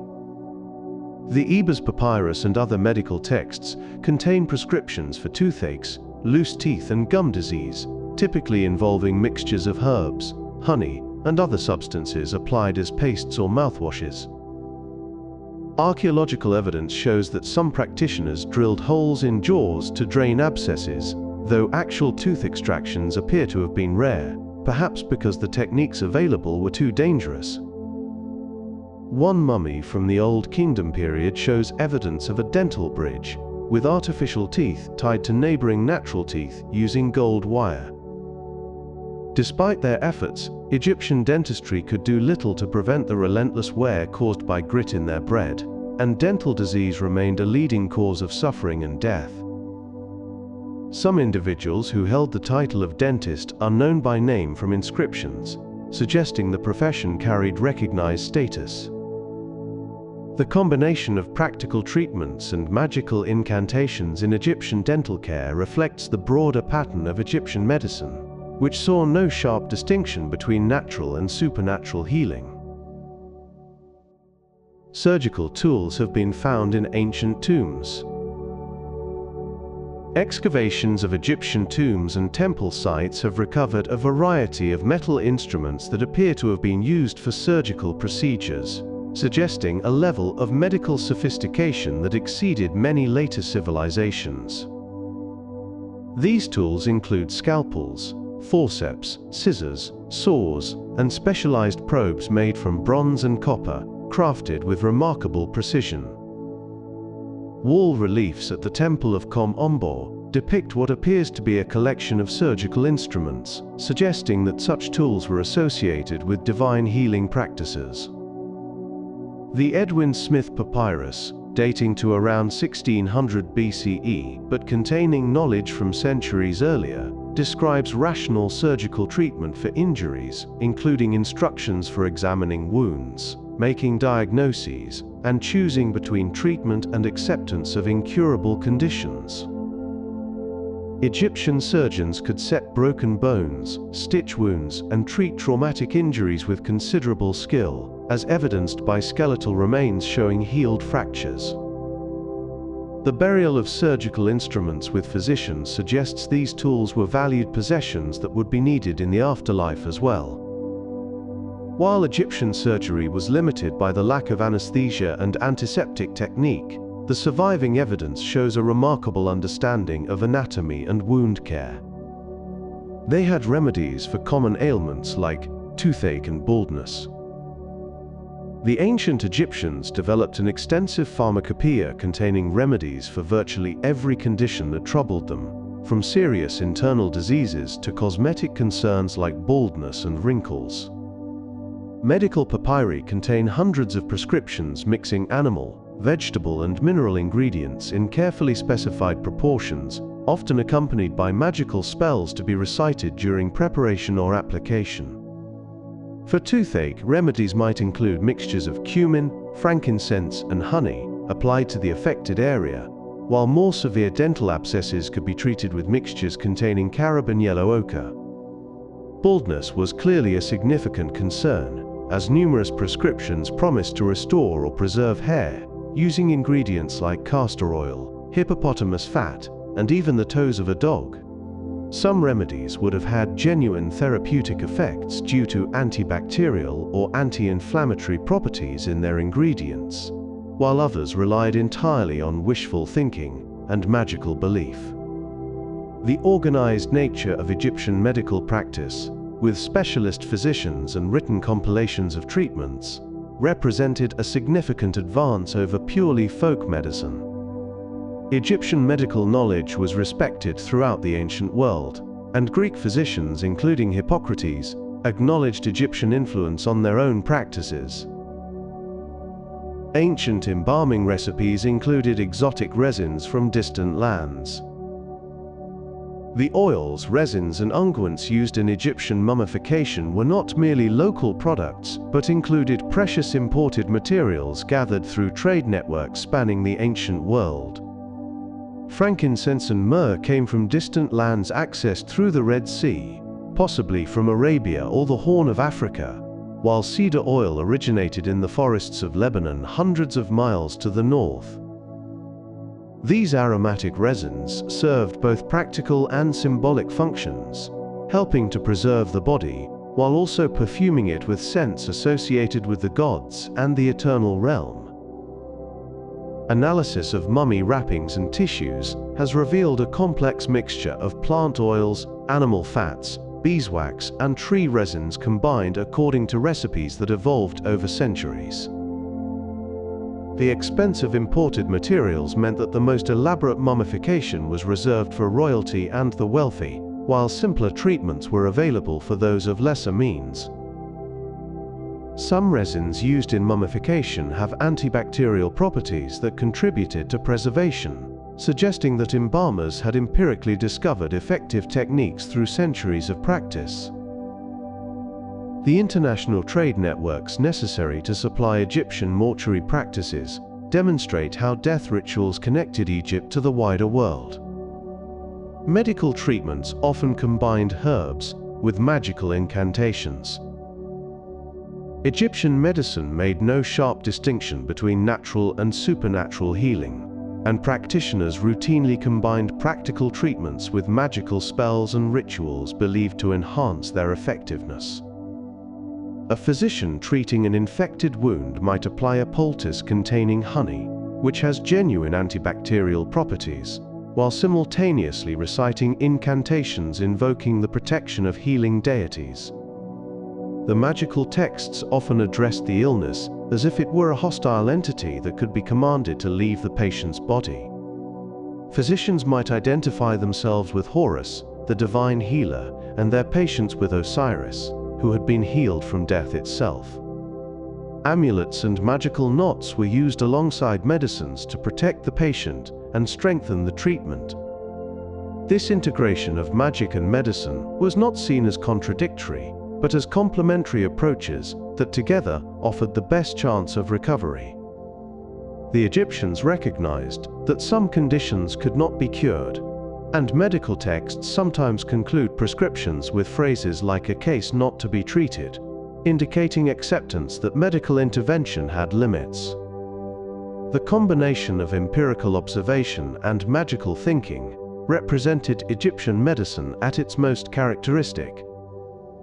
Perfumes and oils were a vital part of daily rituals. In the hot, dry climate of Egypt, fragrant oils and perfumes were not luxuries but necessities, used daily to moisturize the skin, protect against the sun, and create pleasant scents that were both socially important and religiously significant. Egyptians anointed themselves with oils after bathing, working the fragrant substances into their skin and hair to keep them supple and healthy. The production of perfumes was a sophisticated craft, involving the extraction of scents from flowers like lily and lotus, combined with oils and fats that served as carriers for the volatile aromatics. Perfumes were stored in beautiful containers made from alabaster, glass, and precious metals, many of which have survived in tombs where they were placed, to ensure the deceased would never lack fragrance. Certain scents were associated with particular deities. The lotus, for example, was connected to creation and rebirth because of the flower's habit of closing at night and opening with the rising sun. Perfume production was economically important, and Egyptian aromatics were exported throughout the Mediterranean world, where they commanded premium prices. The importance of fragrance in Egyptian culture explains why so much care was taken to preserve the pleasant smell of mummies through the embalming process.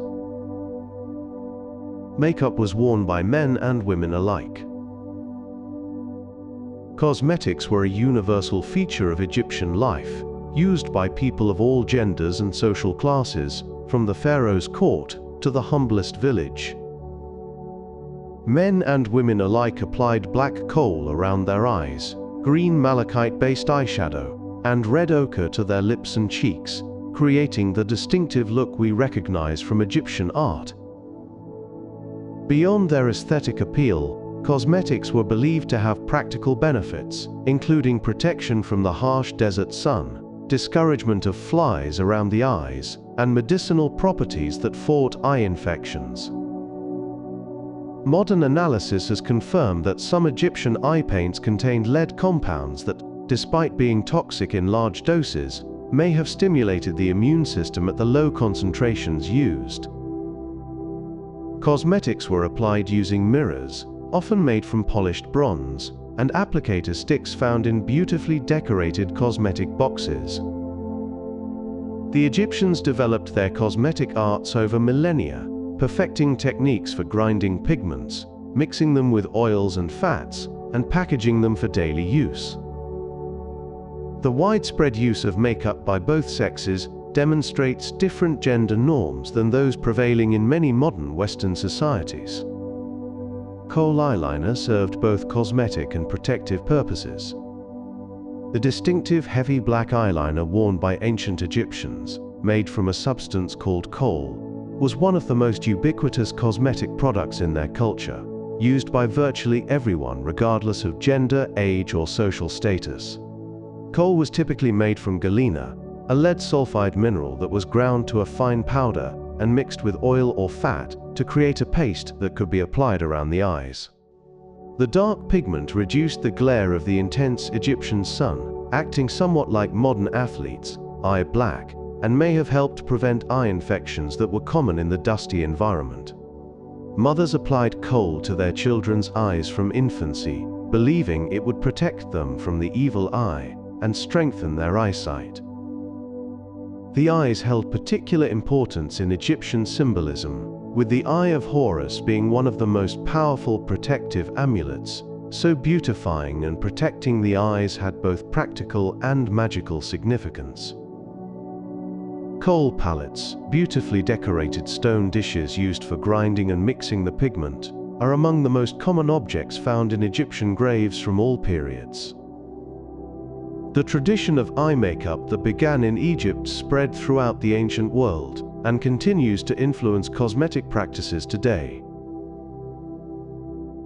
Certain scents like frankincense were considered divine offerings. Frankincense and myrrh were among the most sacred substances in ancient Egypt, burned as incense in temples, used in mummification, and presented as offerings to the gods on a daily basis. The aromatic smoke rising from burning incense was believed to carry prayers upward to the divine realm and to purify sacred spaces for ritual activity. Frankincense was so valued that expeditions were mounted to obtain it from distant lands, most famously Queen Hatshepsut's trading mission to the land of Punt, depicted in reliefs at her mortuary temple at Deir el-Bahri. The Egyptians believed that certain scents were pleasing to specific deities and carefully selected aromatics according to which god they were worshipping. Incense was not merely symbolic, but was thought to have genuine spiritual power, creating a conduit between human and divine realms. Temple inventories record enormous quantities of incense consumed annually, representing a significant economic investment in maintaining proper divine service. The association between fragrance and the divine was so strong that the gods themselves were said to emit pleasant scents, and royalty used perfume to emphasize their connection to the divine. Wigs were worn for fashion, hygiene, and protection from the sun. Elaborate wigs were a standard feature of Egyptian appearance, worn by men and women of the upper and middle classes on formal occasions, and increasingly as everyday adornment. Wigs were typically made from human hair, though plant fibers and wool were sometimes used for less expensive examples, and they ranged from simple cap-like designs to elaborate creations with hundreds of braids, curls, and beads. Wearing a wig over a shaved or closely cropped head had significant practical advantages in Egypt's climate. It kept the scalp cool by allowing air circulation while providing protection from the fierce sun. Shaved heads were also easier to keep clean and free of lice, a persistent problem in the ancient world, while the wig could be washed and maintained separately. Wigs were styled according to the fashions of different periods, allowing modern scholars to date artistic representations based on hairstyle alone. The most elaborate wigs might take hours to arrange and were stored on special stands when not in use. Wigs were valuable enough to be listed in legal documents, inherited after death, and buried with their owners for use in the afterlife. Cats were revered and associated with the goddess Bastet. Cats held a special place in ancient Egyptian culture, revered as sacred animals associated with the goddess Bastet, who embodied both the fierce protective nature of a lioness and the gentle nurturing aspect of a domestic cat. Bastet was worshipped primarily at the city of Bubastis in the Nile Delta, where enormous festivals were held in her honor, attracting hundreds of thousands of pilgrims from throughout Egypt. Domestic cats were initially valued for their practical ability to hunt the mice and rats that threatened stored grain, but over time, they became beloved companions and sacred symbols. When a family cat died, household members would shave their eyebrows in mourning, and the cat would often be mummified and buried in special cemeteries. The temple at Bubastis contained thousands of cat mummies, deposited as offerings by devotees, seeking the goddess's favor. Killing a cat, even accidentally, could result in severe punishment, including death, demonstrating the seriousness with which these animals were protected. The Egyptian word for cat, mew, mimics the sound cats make, suggesting an affectionate observation of these creatures that lived so closely with humans. Killing a cat was a serious crime in ancient Egypt. The legal and social protections afforded to cats in ancient Egypt were so stringent that harming one, even accidentally, could result in severe punishment, up to and including death. The Greek historian Diodorus Siculus recorded witnessing a Roman citizen killed by an Egyptian mob for accidentally killing a cat, despite attempts by Egyptian officials to save him for fear of diplomatic consequences. This extreme reverence may seem strange to modern observers, but it reflected the deep religious significance of animals in Egyptian thought and the particular sacredness of cats as manifestations of divine power. The protection extended beyond cats to other sacred animals, including ibises, hawks, and baboons, all of which were associated with particular deities. These laws were not merely about animal welfare, but about maintaining proper relations with the gods whose power manifested in these creatures. Harming a sacred animal was effectively an assault on the deity it represented, a religious crime as well as a social one. The protection of cats and other sacred animals represents one of the earliest known examples of laws regulating human treatment of animals. Sacred ibises were mummified by the thousands. The ibis, a wading bird with a long curved beak, was sacred to Thoth, the god of wisdom, writing, and magic, and was mummified in enormous numbers as offerings at temples dedicated to this deity. Archaeological excavations at sites like Saqqara and Tuna el-Gebel have uncovered millions of ibis mummies deposited in underground galleries over centuries of religious activity. The scale of ibis mummification was so vast that it has raised questions about whether the birds were bred specifically for sacrifice or collected from wild populations. Some sites contain specially constructed breeding facilities, suggesting organized production of sacrificial birds. Pilgrims would purchase mummified ibises from temple vendors and present them as offerings, rather like purchasing a votive candle in a modern church. The mummies were wrapped in linen, sometimes with elaborate care, and placed in ceramic jars or coffins before deposition in the sacred galleries. The practice demonstrates the economics of Egyptian religion, where the mass production of sacred objects supported temple economies and provided employment for craftsmen, breeders, and burial specialists.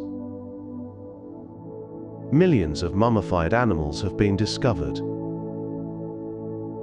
The scale of animal mummification in ancient Egypt was staggering, with modern estimates suggesting that tens of millions of animals were prepared and buried as sacred offerings over the centuries of pharaonic civilization.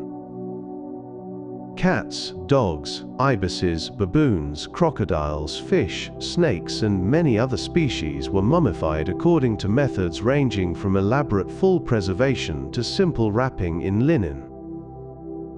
Some mummies were prepared with the same care as human royalty, while others were mass-produced for the pilgrimage trade and contain only partial remains or even just bundles of mud and sticks.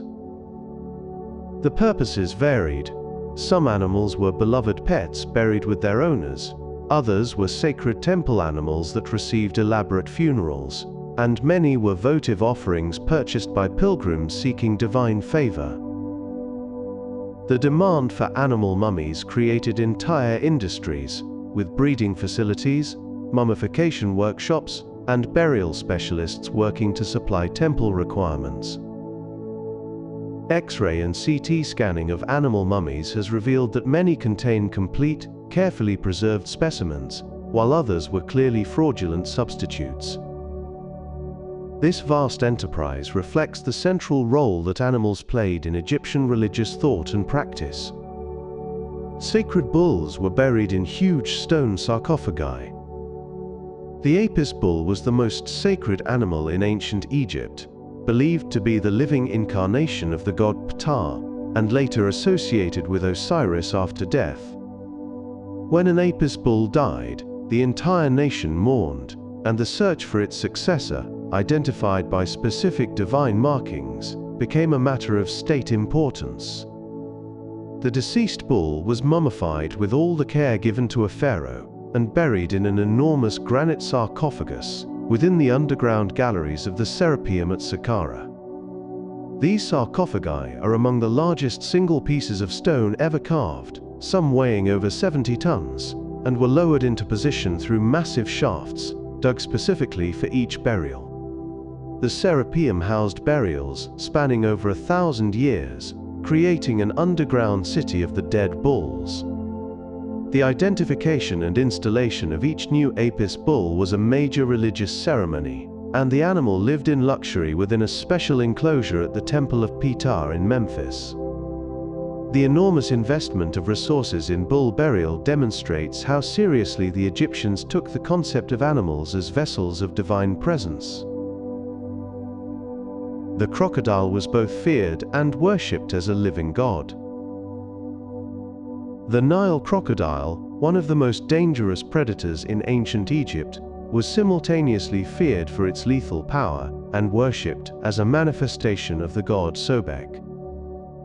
Temples dedicated to Sobek maintained pools where sacred crocodiles lived in luxury, tended by priests who fed them choice offerings and adorned them with gold jewelry and precious ornaments. At Kom-Ombo and in the Fayum region, the crocodile cult was particularly strong, and pilgrims traveled from throughout Egypt to honor these fearsome creatures.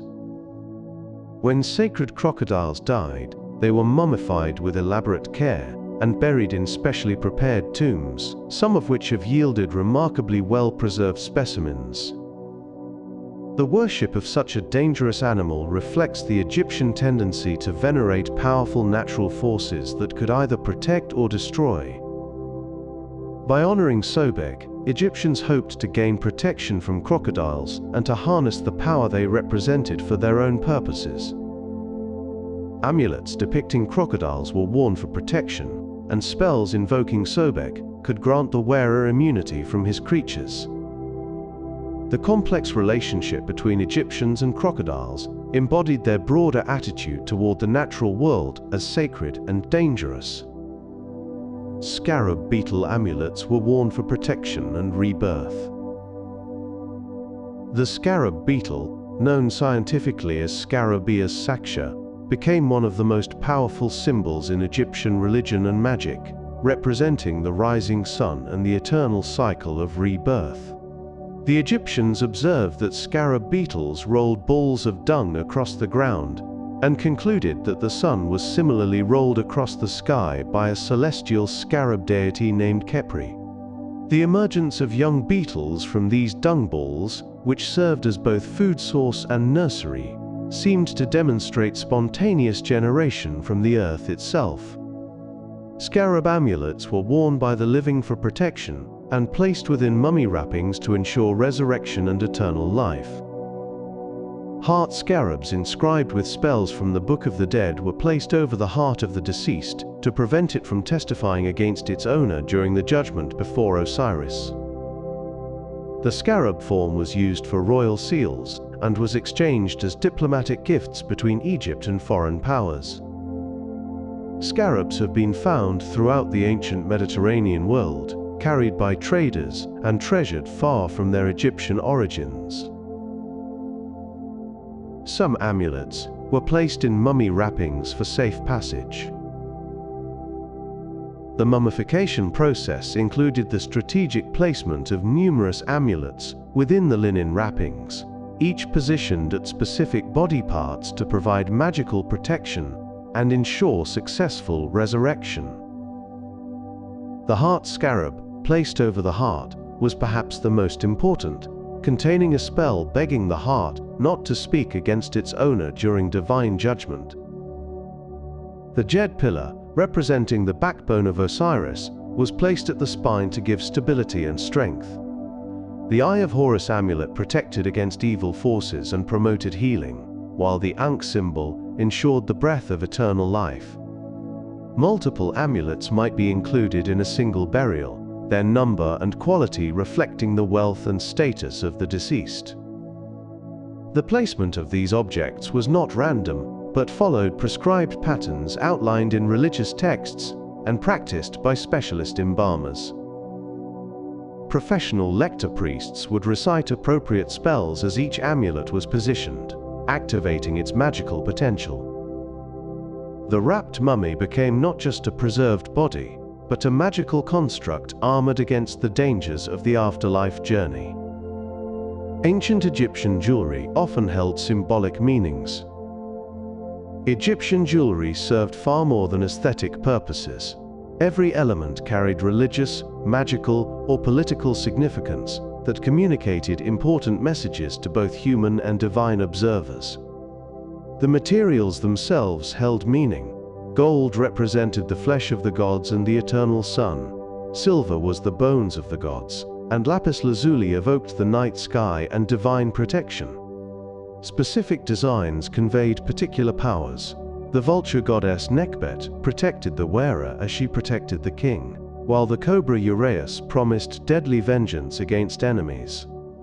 Pharaohs and queens wore elaborate ceremonial jewelry that proclaimed their divine status and their relationships with specific deities. Even commoners wore simple amulets that invoked divine protection or promoted fertility, health, and prosperity. The pectoral, a large ornament worn on the chest, often depicted complex religious scenes that told stories of divine favor or royal accomplishments.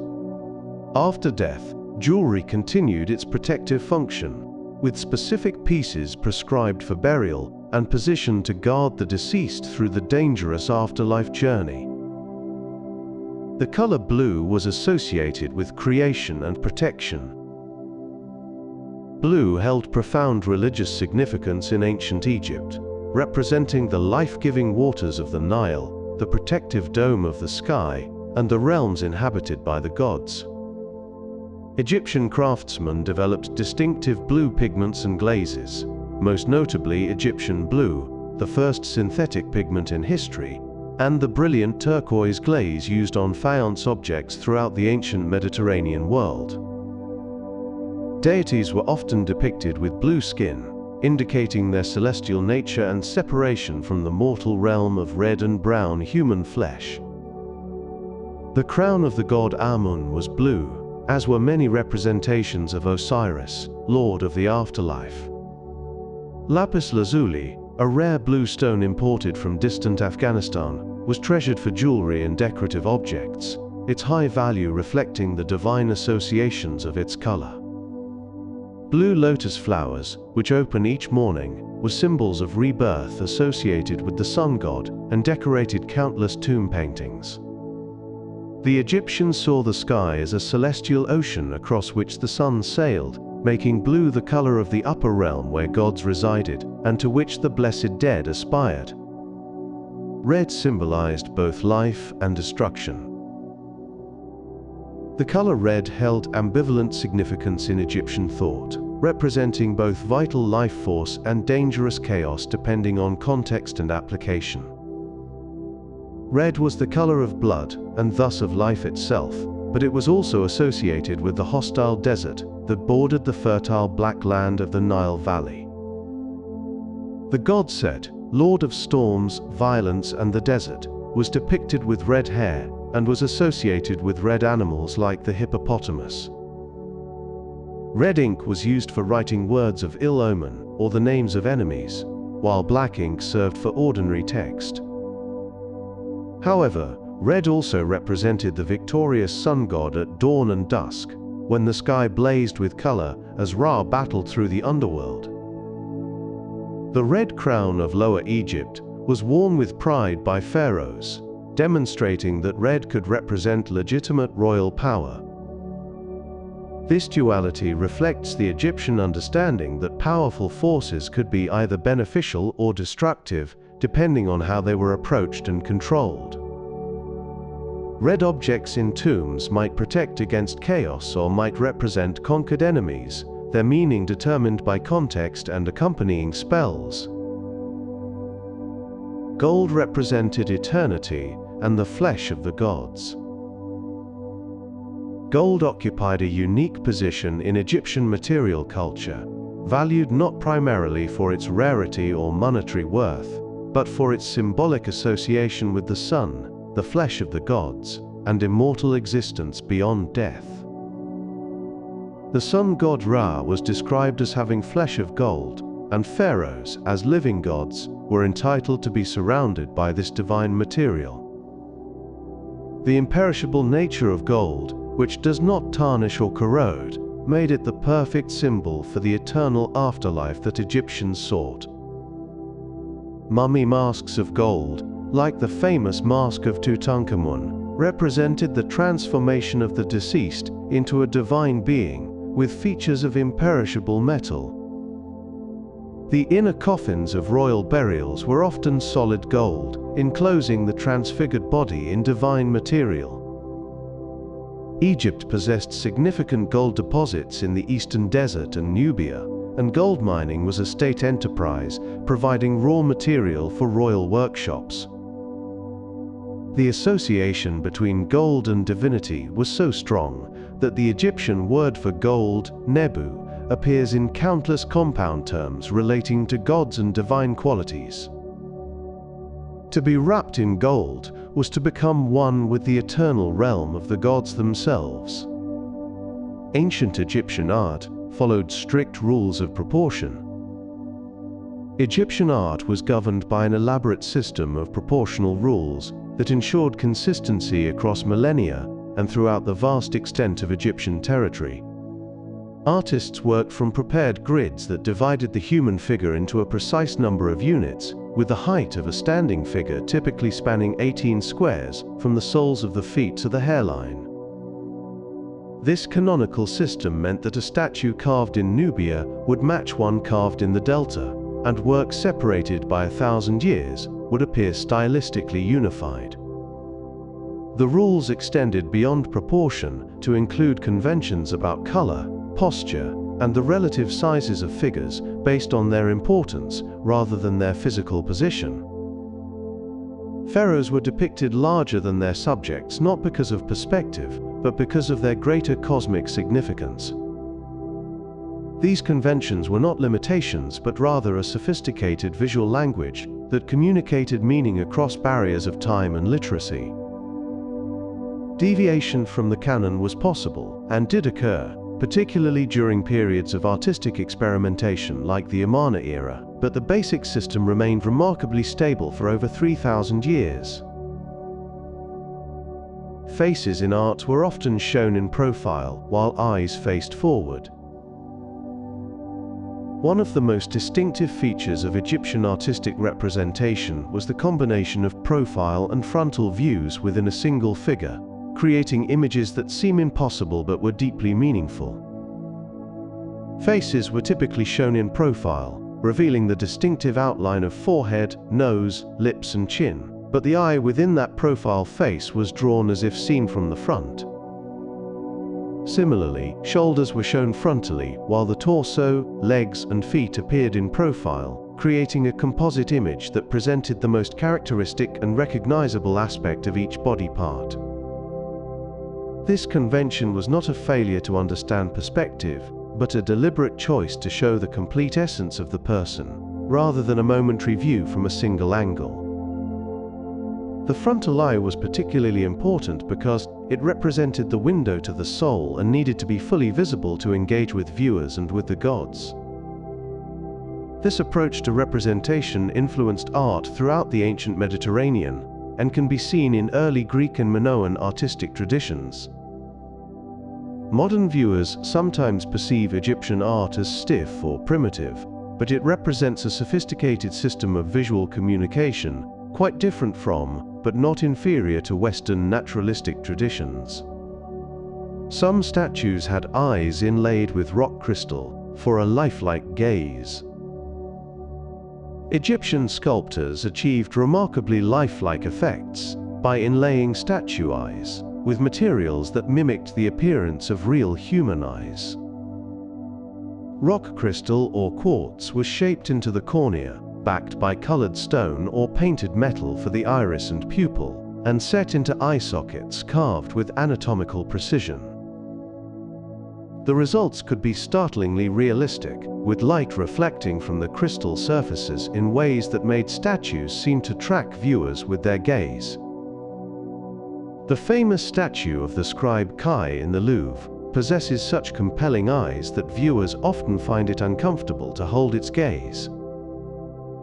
The effect was not merely aesthetic but functional in religious terms, as statues were believed to house the spirits of the dead or of gods, and needed functioning sense organs.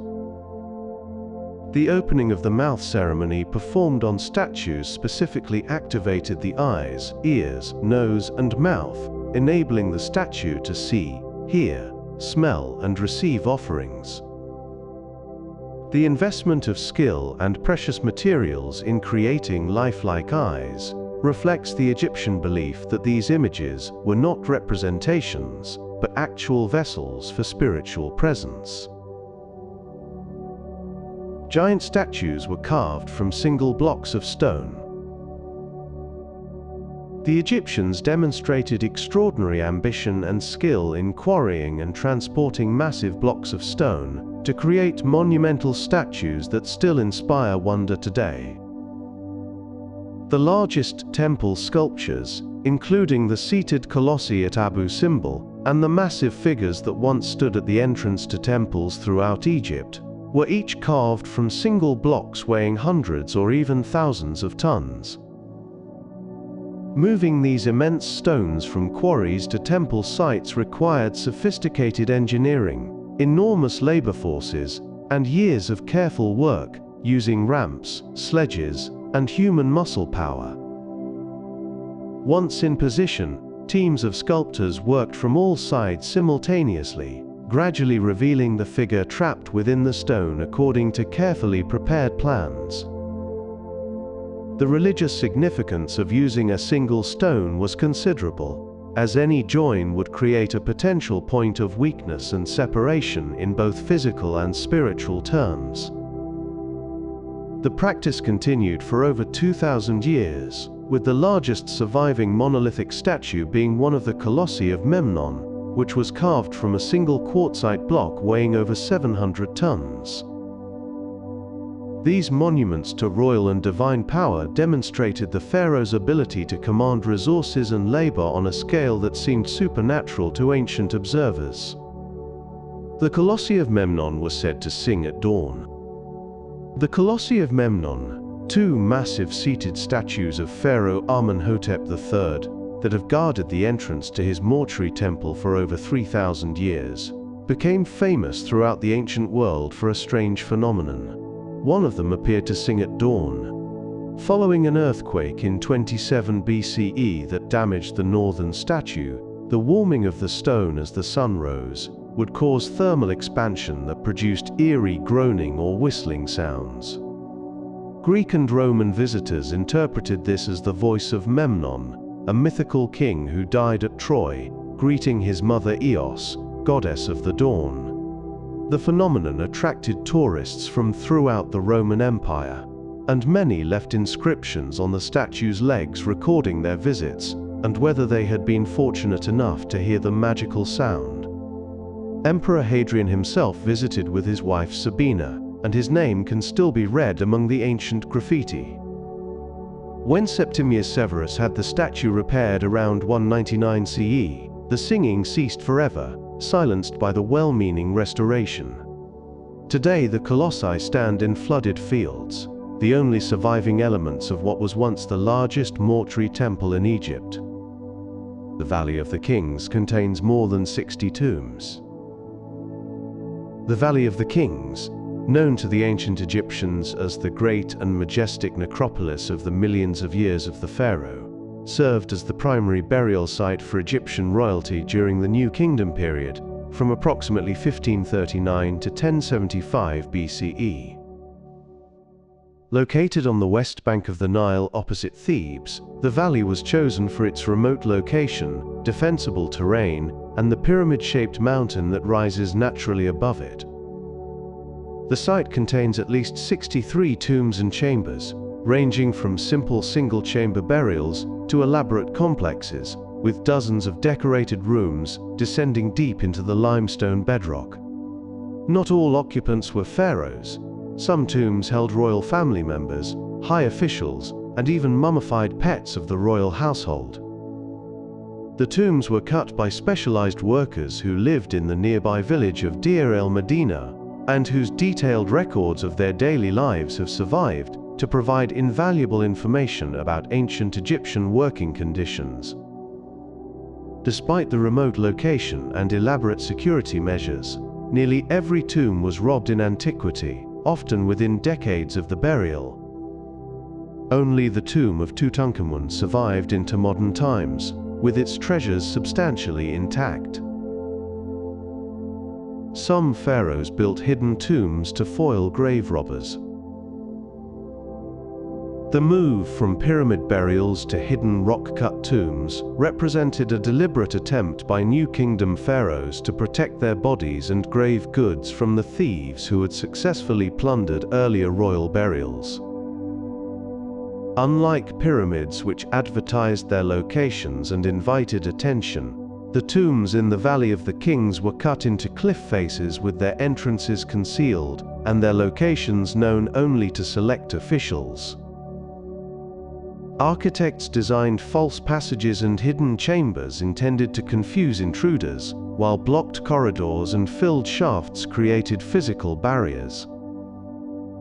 The official Anain, who supervised the construction of Thutmose I's tomb, boasted in his own tomb inscriptions that he had overseen the work alone, with no witness, suggesting the extreme secrecy involved.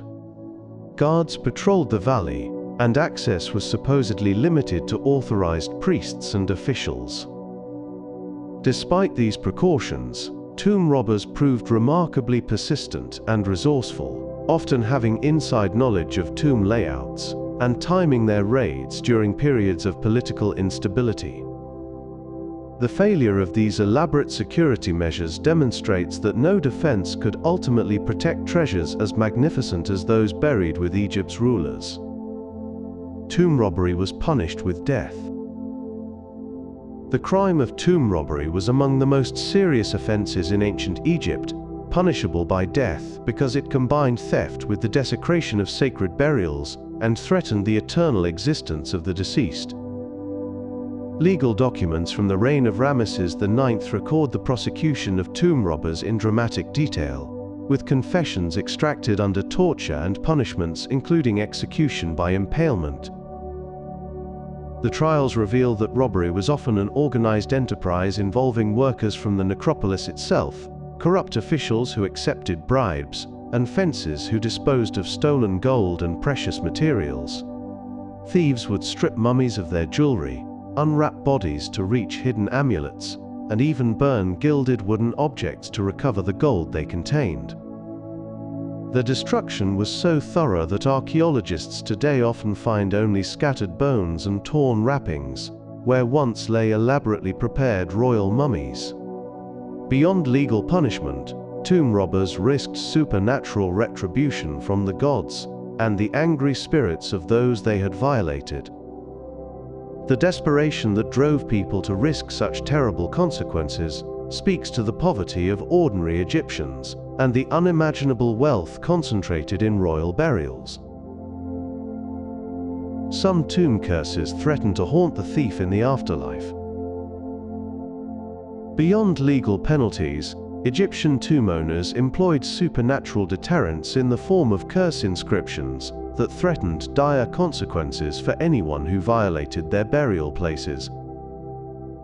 These texts warned that the dead would pursue robbers in the afterlife, that the crocodile god Sobek would seize them in the water, that their names would be obliterated from memory, and that they would never receive proper burial themselves. Some curses invoked specific punishments. Their limbs would be cut off, they would starve for eternity, or they would be consigned to the enemies of Osiris in the underworld. The psychological power of these threats should not be underestimated in a culture that believed deeply in the reality of the afterlife and the power of the dead to affect the living. However, the frequency of tomb robbery suggests that greed often overcame fear, or that robbers convinced themselves the curses applied only to strangers and not to insiders. The famous curse of Tutankhamun, supposedly inscribed above his tomb, was largely a media invention of the 1920s. Authentic Egyptian curses were real, but less dramatic than popular imagination supposes. Tomb walls were covered in scenes from the Book of the Dead. The walls of royal tombs in the Valley of the Kings were elaborately decorated with religious texts and images drawn from collections known today as the Books of the Underworld, which guided the deceased through the dangerous realms between death and resurrection. These texts, which include the Book of the Dead, the Amduet, the Book of Gates and the Book of Caverns, mapped the geography of the underworld through which the sun god traveled each night and with which the dead pharaoh was to unite. The paintings depicted the 12 hours of the night journey, each hour presenting specific dangers, guardian demons, and magical knowledge required for safe passage. Spells identified in the paintings were believed to become automatically effective when inscribed on tomb walls, protecting the deceased without requiring recitation.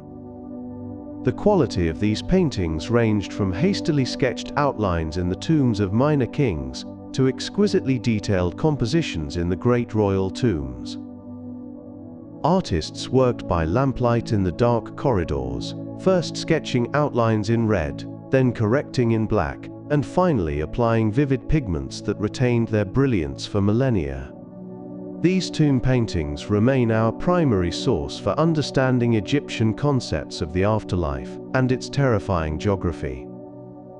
Tutankhamun's tomb contained over 5,000 objects. When Howard Carter peered through the doorway of Tutankhamun's tomb in November 1922, he could at first say only that he saw wonderful things, but the full inventory of the tomb's contents would eventually number over 5,000 individual objects. These ranged from magnificent works of art like the golden shrines and death mask, to everyday items including sandals, underwear and jars of preserved food for the afterlife journey. The tomb contained 6 complete chariots, elaborately decorated beds and chairs, hunting equipment including bows and throwing sticks, and musical instruments including trumpets that were played in 1939 and recorded for radio broadcast. Despite its fame, Tutankhamun's tomb was probably modest compared to the burials of greater pharaohs, like Ramesses II, whose larger tombs were thoroughly plundered in antiquity. The crowded state of the young king's burial chambers suggests that much of the equipment was hastily arranged following his unexpected death at approximately 18 years of age. The tomb had been entered twice in antiquity, but the robbers were apparently interrupted and the tomb was resealed, leaving the bulk of its contents for Carter to discover over a decade of careful excavation and documentation. His burial mask is made of solid gold. The golden death mask of Tutankhamun has become the defining image of ancient Egypt, its serene features and brilliant gold surface capturing imaginations around the world since its discovery a century ago. The mask weighs over 10 kilograms and is crafted from 2 sheets of pure gold hammered into shape and fitted together, with inlays of blue glass, lapis lazuli, obsidian, and quartz creating the eyes, eyebrows, and ritual beard. The headdress displays the royal Nemes cloth and the protective symbols of the vulture goddess Nekhbet and the cobra goddess Wadjet, marking the wearer as legitimate king of Upper and Lower Egypt. The face is believed to be a true portrait of the young king, showing slightly feminine features that some scholars associate with the distinctive artistic style of the preceding Amarna period. The mask served the practical magical function of protecting the head and providing the deceased with an imperishable face for eternity.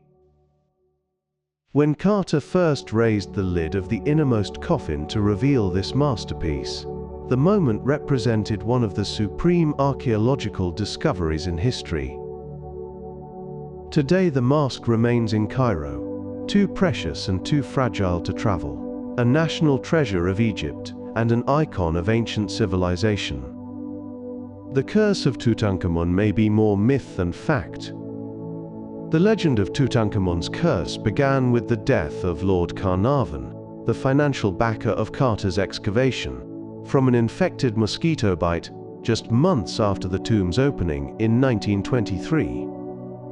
Newspapers, particularly those shut out from exclusive coverage deals, seized on the death and began constructing a narrative of supernatural revenge that captured public imagination worldwide. Every subsequent death of anyone even tangentially connected to the excavation was attributed to the curse, despite the fact that the mortality rate among expedition members was actually lower than average for their age group. Howard Carter himself, who had most contact with the tomb and its supposed curse, lived until 1939, when he died at the age of 64. The curse legend drew on genuine Egyptian tradition of protecting tombs through magical inscriptions, but no such curse was found in Tutankhamun's tomb. Modern theories attempting to explain the death scientifically have proposed toxic molds or ancient bacteria, but these explanations remain speculative. The curse's real power was always journalistic rather than supernatural, providing an irresistible narrative hook that has kept Tutankhamun in public consciousness for a century. Howard Carter spent years searching before finding the tomb. Howard Carter's discovery of Tutankhamun's tomb came after nearly a decade of systematic excavation in the Valley of the Kings, a persistence that had exhausted the patience and finances of his patron Lord Carnarvon. Carter had been working in Egypt since he was 17, beginning as an artist copying tomb paintings before rising to become an inspector of monuments for the Egyptian government. His methodical approach to archaeology was ahead of its time, and he believed that one corner of the valley had never been properly excavated despite earlier disappointments by other archaeologists. By 1922, Carnarvon was ready to abandon the search, convinced that the valley had yielded all its secrets, but Carter persuaded him to fund one final season. Within days of beginning this last effort, workers discovered a step cut into the bedrock that led down to a sealed doorway bearing ancient seals. The telegram Carter sent to Carnarvon announced the discovery in restrained terms that barely hinted at the magnitude of what lay within. Carter's patience and methodical approach had paid off with archaeology's greatest discovery, validating years of frustration and near failure. The discovery changed the world's understanding of ancient Egypt. The discovery of Tutankhamun's tomb in 1922 transformed public perception of ancient Egypt and sparked an international cultural phenomenon that influenced art, fashion, architecture, and design throughout the 1920s and beyond. Egyptian motifs appeared in everything from cinema facades to furniture design, cocktail recipes to women's fashion, creating what historians call Egyptomania, or the Tutankhamun effect. Beyond popular culture, the scientific importance of the discovery was immense, providing the only substantially intact royal burial from ancient Egypt, and allowing scholars to understand for the first time what a new kingdom pharaoh's complete burial equipment actually comprised. The objects from the tomb filled galleries in the Cairo Museum and have since toured the world, attracting millions of visitors and generating massive public interest in archaeology. The discovery also raised questions about cultural heritage and ownership that remain contentious today, as Egypt continues to seek the return of artifacts removed during the colonial era. Carter's meticulous documentation of the tomb's contents set new standards for archaeological recording and publication. A century after its discovery, Tutankhamun's tomb continues to yield new insights through modern scientific analysis of its treasures and the mummy itself. Ancient Egypt once ruled territories far beyond the Nile. During the height of the New Kingdom period, Egypt transformed from a civilization centered on the Nile Valley into an imperial power whose influence extended across a vast portion of the ancient Near East. Egyptian armies under warrior pharaohs like Thutmose III marched north into Syria and east to the Euphrates River, establishing vassal kingdoms that paid tribute and acknowledged Egyptian supremacy. The empire at its greatest extent encompassed territories from the Fourth Cataract of the Nile in the south to the borders of the Hittite Empire in the north, an area spanning over 2,000 kilometers. Egyptian governors, garrison troops and construction projects brought pharaonic architecture and culture to distant lands, creating a colonial presence that lasted for centuries. The wealth flowing from these conquered territories funded the ambitious building programs of New Kingdom pharaohs and filled the treasuries of Amun-Ra at Thebes. Local elites in conquered regions adopted Egyptian customs, sent their children to be educated at the Egyptian court, and incorporated Egyptian gods into their religious practices. This imperial period represented Egypt's greatest political and military power, though the burden of maintaining such far-flung territories would eventually contribute to the empire's decline. The empire stretched into modern-day Sudan and the Levant. Egypt's imperial boundaries encompassed territories that today span multiple modern nations, from Sudan and Eritrea in the south to Lebanon, Syria, and Palestine in the north. In Nubia, to the south, Egypt established direct colonial rule, building temples and fortresses that still stand as monuments to Egyptian imperial ambition. The Egyptian presence in Nubia was so thorough that the region was effectively absorbed into Egyptian culture, with Nubian elites adopting Egyptian customs, writing, and religion. To the northeast, Egyptian control over Canaan and the Levantine coast provided access to valuable timber from Lebanon, copper from Cyprus, and the lucrative trade routes that connected Egypt to Mesopotamia and Anatolia. The management of these diverse territories required sophisticated bureaucratic systems, diplomatic correspondence, and military infrastructure. The Amarna letters, discovered in Egypt, reveal the complex relations between Egypt and its vassals, with local rulers writing in Akkadian to request troops, report on enemies, and appeal for Egyptian support. This international age brought Egypt into close contact with the great powers of the ancient Near East and necessitated the development of formal diplomatic practices. Trade routes brought lapis lazuli from thousands of miles away. The deep blue stone known as lapis lazuli was one of the most prized materials in ancient Egypt, valued equally with gold, and found in the most precious artifacts including Tutankhamun's golden mask. Despite its importance, lapis lazuli is not found anywhere in Africa. The sole known ancient source is Badakhshan, in what is now northeastern Afghanistan, over 4,000 kilometers from Egypt. This extraordinary distance meant that lapis lazuli traveled through multiple intermediary hands, passing through Iranian trading networks, Mesopotamian merchants, and Levantine ports before reaching Egyptian craftsmen. The stone's rarity and the effort required to obtain it contributed to its association with the heavens, divinity, and royal power. Egyptian word for lapis lazuli, kesbej, became synonymous with joy and delight, and the stone was considered essential for certain ritual objects. The trade in lapis lazuli demonstrates the breadth of ancient commercial networks and Egypt's integration into an international system of exchange that spanned the known world. Workshops in the Eastern Mediterranean eventually developed convincing imitation lapis using colored glass, but the genuine stone retained its supreme prestige. Incense was imported from the mysterious land of Punt. The land of Punt was one of the most important trading partners of ancient Egypt, supplying the frankincense and myrrh that were essential for temple rituals, mummification, and the personal fragrance of the Egyptian elite.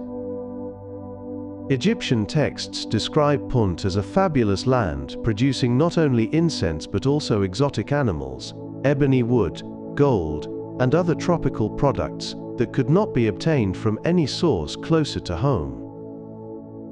The most famous expedition to Punt was organized by Queen Hatshepsut around 1470 BCE, and the journey is depicted in elaborate reliefs at her mortuary temple at Deir el-Bahari. These carvings show the Egyptian ships arriving at Punt, the exchange of goods with the local ruler and his unusually proportioned wife, and the transportation of living myrrh trees back to Egypt for planting at the temple. The relationship between Egypt and Punt appears to have been more commercial than colonial, with mutual respect and fair exchange characterizing the interactions. Expeditions to Punt required significant investment in ships, crews, and trade goods, and were celebrated as major achievements of the reigning monarch. The incense obtained from Punt was burned in temples throughout Egypt, and its fragrant smoke was believed to carry prayers directly to the gods. Punt's exact location remains a mystery to this day. Despite centuries of scholarly investigation, the precise location of the legendary land of Punt has never been conclusively determined, making it one of the enduring mysteries of ancient geography. Egyptian texts consistently describe Punt as lying to the southeast, reached by sailing down the Red Sea, but the details provided are insufficient to pinpoint an exact location on modern maps. Candidates proposed by researchers include Somalia, Eritrea, Yemen, and even more distant locations along the East African coast. Scientific analysis of baboon mummies from Egyptian tombs, animals that were imported from Punt, suggests an origin in the Ethiopian or Eritrean highlands based on isotopic signatures. The unusual tropical products attributed to Punt, including incense trees, giraffes, and other African wildlife, support an African rather than Arabian location. Some scholars suggest that Punt may have been a shifting geographical concept, referring to different regions at different periods, or perhaps a network of trading posts rather than a unified kingdom. The mystery of Punt's location continues to fascinate researchers and demonstrates how much remains unknown about the ancient world despite decades of archaeological and scientific investigation.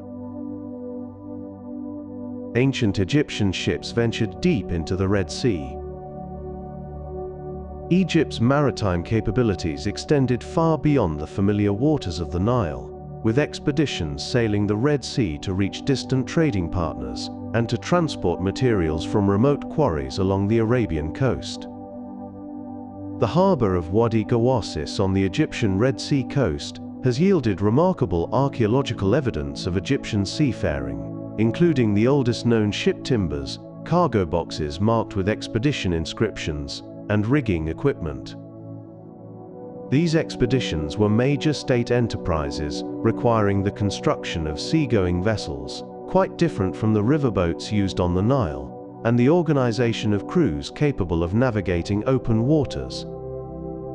The logs and planks for Red Sea ships were cut in Lebanon, transported overland across the desert, assembled at the coast, and sometimes disassembled again for reuse on future expeditions. Sailors faced significant dangers from storms, pirates, and the lack of safe harbors along the barren Red Sea coast.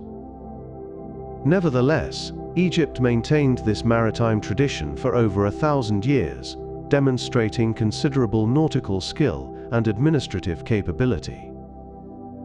The Red Sea route connected Egypt to the incense lands of the south and to the trade networks that reached as far as India and the Horn of Africa. War chariots changed the nature of Egyptian warfare. The introduction of the horse-drawn chariot revolutionized Egyptian military tactics and enabled the expansion that created the New Kingdom Empire around 1550 BCE. Chariots were not originally Egyptian but were introduced, possibly by the Hyksos invaders who ruled northern Egypt during the Second Intermediate Period, and then adopted and refined by Egyptian forces. The Egyptian chariot was a lightweight two-wheeled vehicle carrying two warriors, a driver who controlled the horses, and an archer or spearman who engaged the enemy. The speed and mobility of chariot forces allowed Egyptian armies to outmaneuver infantry-based opponents, deliver devastating archery barrages, and pursue fleeing enemies across open terrain. Elite chariot warriors became a privileged class in Egyptian society, their skills essential to national security, and their equipment maintained at state expense. The pharaoh himself was depicted leading chariot charges in countless temple reliefs, the image of the king alone in his chariot destroying masses of enemies becoming one of the most powerful symbols of royal might. Chariot warfare required significant investment in horse breeding, vehicle manufacture, and specialized training, marking a new era of military professionalism in Egyptian history. Ancient Egyptians created the first known peace treaty in history. The treaty between Ramesses II of Egypt and Hattusili III of the Hittite Empire, concluded around 1259 BCE, is the oldest known surviving peace treaty in world history, and represents a sophisticated achievement in ancient diplomacy. The treaty ended decades of conflict between the two great powers of the ancient Near East, following the inconclusive Battle of Kadesh and subsequent years of costly warfare. Both Egyptian and Hittite versions of the treaty survive, the Egyptian version in hieroglyphics at Karnak Temple, and the Hittite version on clay tablets in Akkadian cuneiform, discovered at Hattusa. The terms included mutual non-aggression, military assistance against common enemies, extradition of refugees, and legitimate succession provisions, many of which appear in modern international agreements. The treaty was sealed by the diplomatic marriage of a Hittite princess to Ramesses II, joining the royal families and creating personal bonds of kinship between the two powers. This peace lasted until the collapse of the Hittite Empire over a century later, and brought prosperity to both nations. A replica of the treaty is displayed at the United Nations headquarters in New York, as a symbol of the ancient origins of international diplomacy and peaceful resolution of conflicts. Victory stelae recorded battles in glorified detail.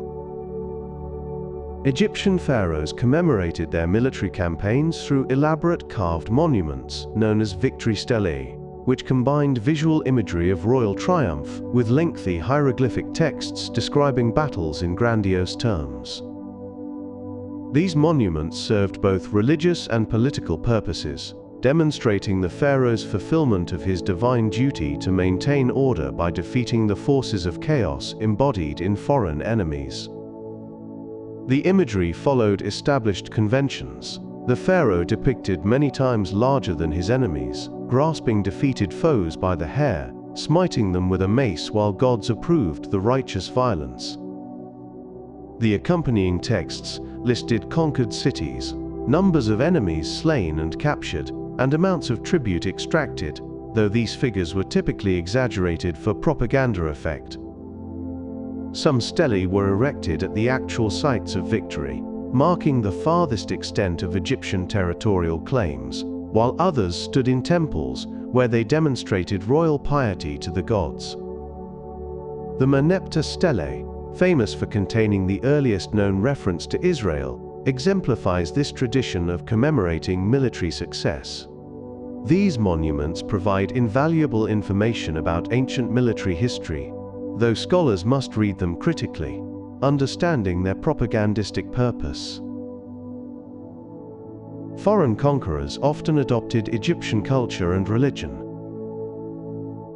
Throughout its long history, Egypt was conquered multiple times by foreign powers, yet repeatedly the conquerors found themselves absorbed into Egyptian culture, rather than imposing their own traditions on the conquered population.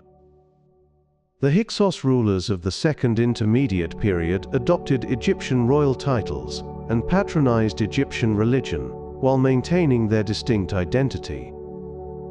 Nubian kings of the 25th dynasty embraced Egyptian traditions so thoroughly that they built more pyramids than the Egyptians themselves, though in a distinctive Nubian style.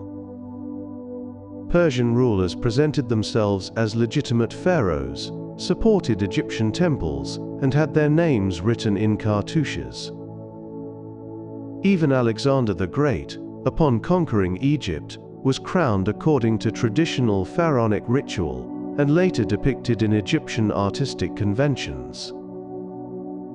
This pattern of cultural absorption reflects the prestige and sophistication of Egyptian civilization, which offered conquerors a ready-made ideology of divine kingship and a compliant priestly establishment experienced in legitimizing new rulers.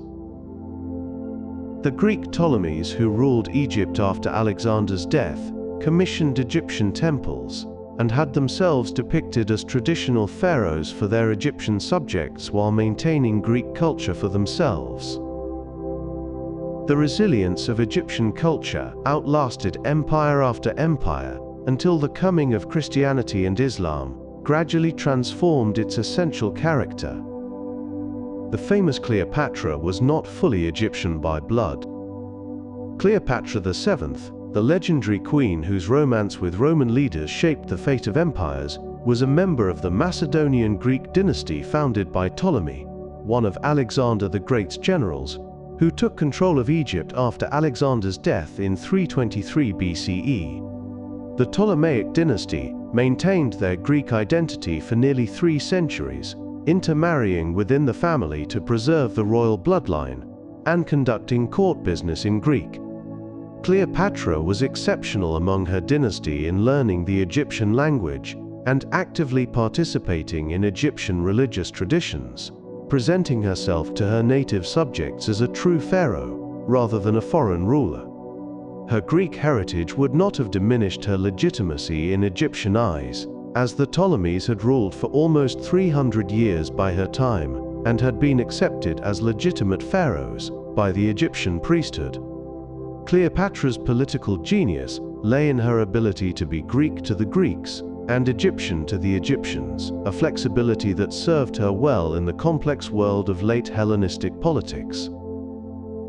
Her suicide in 30 BCE, following defeat by Octavian and the death of her lover Mark Antony, ended both the Ptolemaic dynasty and over 3,000 years of pharaonic rule in Egypt.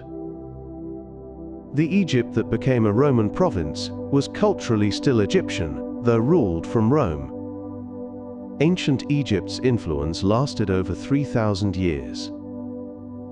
The civilization of ancient Egypt endured for an almost incomprehensible span of time, from the unification of Upper and Lower Egypt around 3100 BCE to the death of Cleopatra and the Roman annexation in 30 BCE, a period spanning more than 3 millennia. To put this in perspective, more time separates the construction of the Great Pyramid from Cleopatra's reign than separates Cleopatra from the present day. Throughout this vast span, Egyptian culture maintained a remarkable continuity of religious beliefs, artistic conventions, and social structures, evolving gradually while preserving essential characteristics recognizable across the centuries. The hieroglyphic writing system remained in use for over 3,000 years, the longest continuous use of any writing system in human history. Temples built by pharaohs of the New Kingdom continued to function as religious centers for over 1,000 years after their construction. This extraordinary stability was not stagnation, but rather a deliberate cultural choice, an expression of the Egyptian concept of Ma'at that valued order, continuity, and the maintenance of cosmic balance. No other ancient civilization achieved such duration while maintaining such consistency of cultural expression. Even after conquest, Egyptian culture shaped the invaders. The remarkable resilience of Egyptian culture is demonstrated by its ability to absorb and transform its conquerors, rather than being simply displaced by foreign rule. When the Romans annexed Egypt in 30 BCE, they did not destroy Egyptian traditions, but rather adopted them selectively, with Roman emperors depicted in pharaonic style on temple walls and Egyptian cults spreading throughout the Roman Empire. The worship of Isis became one of the most popular mystery religions in the Roman world, with temples as far away as Britain and Hungary. Obelisks were transported from Egypt to Rome, where they still stand in prominent locations throughout the city. Egyptian medicine, magic, and wisdom traditions were eagerly collected and translated by Greek and Roman scholars, shaping Hellenistic and later European intellectual traditions. Even Christianity in Egypt had developed distinctive characteristics influenced by pharaonic religion, with Coptic monasticism pioneering traditions that would spread throughout Christendom. The influence of Egyptian art and architecture revived periodically in Western culture, from Roman Egyptomania to Napoleon's expedition and the discovery of Tutankhamun. This cultural afterlife demonstrates the enduring power and fascination of Egyptian civilization. The lotus flower was a symbol of rebirth and creation. The lotus flower, emerging pure and beautiful from the muddy waters of the Nile, became one of the most powerful symbols in Egyptian thought, representing creation, rebirth, and the triumph of light over darkness. Egyptian mythology described how the first lotus rose from the primordial waters of creation, opening its petals to reveal the sun god, who then brought light and life to the universe. The daily cycle of the lotus, closing at night and sinking beneath the water only to rise and open again each morning, mirrored the journey of the sun and the hope of resurrection after death. Blue and white lotus flowers decorated tombs, temples, and domestic objects, their image woven into the fabric of Egyptian visual culture. The scent of lotus was among the most prized fragrances in Egyptian perfumery, and the flowers were essential decorations at banquets and religious festivals. Lotus pools were maintained in temple courtyards as living symbols of creation and divine presence. The lotus motif influenced art throughout the ancient Mediterranean and Near East, and remains recognizable in Egyptian-inspired designs to this day. The ancient Egyptians had words for different kinds of eternity. The Egyptian language contained two distinct terms for eternity, Djet and Nihe, representing profoundly different conceptions of time and existence that together expressed the fullness of everlasting life. Djet referred to a changeless, static eternity, the fixed and completed state of the past, the stability of monuments and mummies that would endure unchanged forever. Nehe, in contrast, described a cyclical, regenerative eternity, the eternal repetition of cosmic patterns, like the daily sunrise and the annual flood of the Nile. Together, these two concepts encompassed all possible modes of eternal existence, the permanence of what has been completed, and the endless renewal of what continually recreates itself. The deceased hoped to achieve both forms of eternity, their preserved body resting in the unchanging Djet, while their spirit participated in the daily cycles of Nihe with the sun god. This dual concept of eternity appears throughout Egyptian religious literature and explains why both permanence and renewal were central concerns in funerary practice. The sophistication of Egyptian temporal philosophy challenges any assumption that ancient peoples held naive or undeveloped understandings of existence and time. Ancient Egyptian love poems still survive today. Among the treasures of ancient Egyptian literature are collections of love poetry that express romantic longing, desire, and devotion in terms that remain remarkably moving across the millennia, separating us from their authors. These poems, preserved on papyri and pottery fragments dating from the New Kingdom period, speak of lovesickness, the beauty of the beloved, and the pain of separation, in language both frank and tender. Lovers address each other as brother and sister, terms of endearment rather than familial relationship, and describe their emotions with vivid natural imagery. The beloved is compared to a lotus flower, a flowering garden, a soaring falcon. The poems reveal that romantic love was valued and expressed openly in Egyptian culture, contradicting any assumption that ancient societies were emotionally restrained or focused exclusively on practical concerns. Some poems are written from the woman's perspective, expressing female desire with surprising directness. Musical notation on some texts suggests these poems were sung, perhaps at banquets or celebrations. The survival of these intimate expressions across 3,000 years connects us to the eternal human experience of love and longing. Music was believed to have magical properties. Music permeated ancient Egyptian life, from the highest religious ceremonies to the most humble domestic settings, and was believed to possess genuine magical power, capable of influencing gods, healing the sick, and protecting against evil spirits. Temple rituals were accompanied by professional musicians playing harps, flutes, drums, and sistra, the distinctive rattles sacred to the goddess Hathor, whose sound was thought to please the gods and drive away malevolent forces. Hathor herself was called the Mistress of Music, and her priestesses were trained musicians, whose performances were essential religious acts, rather than mere entertainment. The sistrum became an emblem of divine protection, shaken to ward off demons and to calm savage creatures. Hymns and chants were carefully preserved and transmitted, their correct performance believed necessary for the effectiveness of ritual actions. Secular music accompanied work, celebration, and mourning, with musicians depicted at banquets and festivals throughout Egyptian art. The Egyptians developed various string, wind, and percussion instruments, some of which have survived to be studied and even played by modern musicians seeking to reconstruct ancient sounds. Music bridges the gap between our world and theirs in a uniquely immediate way. Some ancient Egyptian cities are still buried beneath the Nile Delta.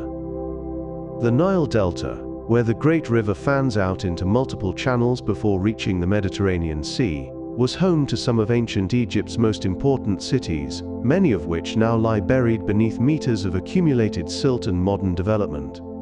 Cities like Bubastis, Tanis, and Sais served as capitals of Egypt during various periods and housed magnificent temples that rivaled those of Thebes, yet their remains are poorly known compared to the better preserved sites of Upper Egypt. The high water table and annual flooding that made the delta so agriculturally productive also contributed to the destruction of mud brick buildings and the concealment of stone monuments beneath layers of alluvial deposits. Modern satellite imagery and ground-penetrating radar have revealed the outlines of lost cities still waiting to be excavated, their treasures protected by the same waters that hid them. The discovery of Heraklion, a major port city that slipped beneath the waves over 1,000 years ago, demonstrates what wonders may still await discovery in the Delta region. Underwater archaeologists have recovered stunning artifacts from this sunken city, including colossal statues and the remains of temples. The Delta remains one of the most promising and least explored archaeological frontiers in Egypt. Flooded temples lie preserved under Lake Nasser. The construction of the Aswan High Dam in the 1960s created Lake Nasser, one of the world's largest artificial lakes, which flooded the ancient region of Nubia and threatened to submerge irreplaceable archaeological treasures beneath its rising waters. An unprecedented international rescue effort, coordinated by UNESCO, succeeded in relocating some of the most important monuments to higher ground, most famously the temples of Abu Simbel, which were cut into blocks and reassembled above the floodline. However, many smaller temples, rock-cut tombs and entire archaeological sites could not be saved, and now lie beneath the lake's surface, preserved in the dark waters but inaccessible to visitors. The lost monuments include numerous Egyptian and Nubian temples dating from across Egyptian history, as well as the remains of towns, fortresses, and Christian churches from later periods. Underwater surveys have documented some of these submerged sites, revealing that the structures remain surprisingly intact beneath the sediment. The creation of Lake Nasser displaced tens of thousands of Nubians from their ancestral homeland, a human cost that accompanied the archaeological losses. The rescued temples now stand as monuments to international cooperation in cultural preservation, while beneath the waters, lost Egypt sleeps in an aquatic eternity. The monuments of ancient Egypt still stand as echoes of eternity. Across the deserts and along the banks of the Nile, the monuments of ancient Egypt continue to stand after 4,000 years, weathered by time but still magnificent, embodying the ancient dream of building for eternity. The pyramids of Giza, the temples of Karnak and Luxor, the rock-cut tombs of the Valley of the Kings. These structures were built not merely to impress contemporaries, but to endure for millions of years, and they have succeeded beyond any reasonable expectation. The limestone and granite worked by ancient hands still carries the inscriptions and images placed there by craftsmen, whose names are mostly forgotten, but whose work has outlasted empires, religions, and entire civilizations. Visitors today stand where pharaohs once walked, seeing the same columns and reliefs that greeted ancient priests going about their sacred duties. The survival of these monuments is not merely accidental, but reflects the intentional use of durable materials, the dry climate of Egypt, and the respect of successive generations who recognized the value of what had come before. Modern conservation efforts work to preserve these treasures against the pressures of tourism, pollution, and development. The monuments remain silent witnesses to the longest experiment in building for immortality that humanity has ever attempted. And now the quiet wonders of ancient Egypt begin to gently fade into the stillness of the night. You have wandered through over 100 peaceful truths. From the sacred art of mummification to the towering pyramids that have watched over the desert for millennia. From the gods with animal heads to the golden treasures buried with boy kings. You have explored the hidden chambers of tombs, walked through temples where priests tended to living gods, and discovered how an entire civilization prepared for eternity, with rituals and monuments designed to last forever. You are part of this story. Not just an observer, but someone connected to a fascination that has captivated humanity for centuries. The same stars that guided the pharaohs still shine above you tonight. The same river that nurtured a civilization for 3,000 years still flows through the desert. If your eyes feel heavy now, let them close. Let the rhythm of your breath become steady, like the slow current of the Nile, like the patient passage of centuries across ancient stone. Tonight, as you rest, Egypt continues its quiet existence. The pyramids still stand. The Sphinx still gazes toward the horizon. Somewhere beneath the sand, treasures and secrets remain hidden, waiting to be discovered by future generations. You are a small, warm presence within this vast sweep of history, peacefully resting among the wonders of time. Sleep well. Sweet dreams. And may you carry with you the quiet knowledge that civilizations rise and fall, but wonder endures. The same curiosity that moved the ancient Egyptians to reach for eternity lives within you still. Thank you for joining me on this journey through the wonders of ancient Egypt. If you enjoyed this video, please subscribe to Drowsy Discovery for more soothing explorations of history and our remarkable world. There are more wonders waiting. More secrets hidden in temples and tombs. More mysteries to drift through on quiet evenings. Rest well, and may the timeless magic of ancient Egypt keep you company through the night. This has been Drowsy Discovery. Good night.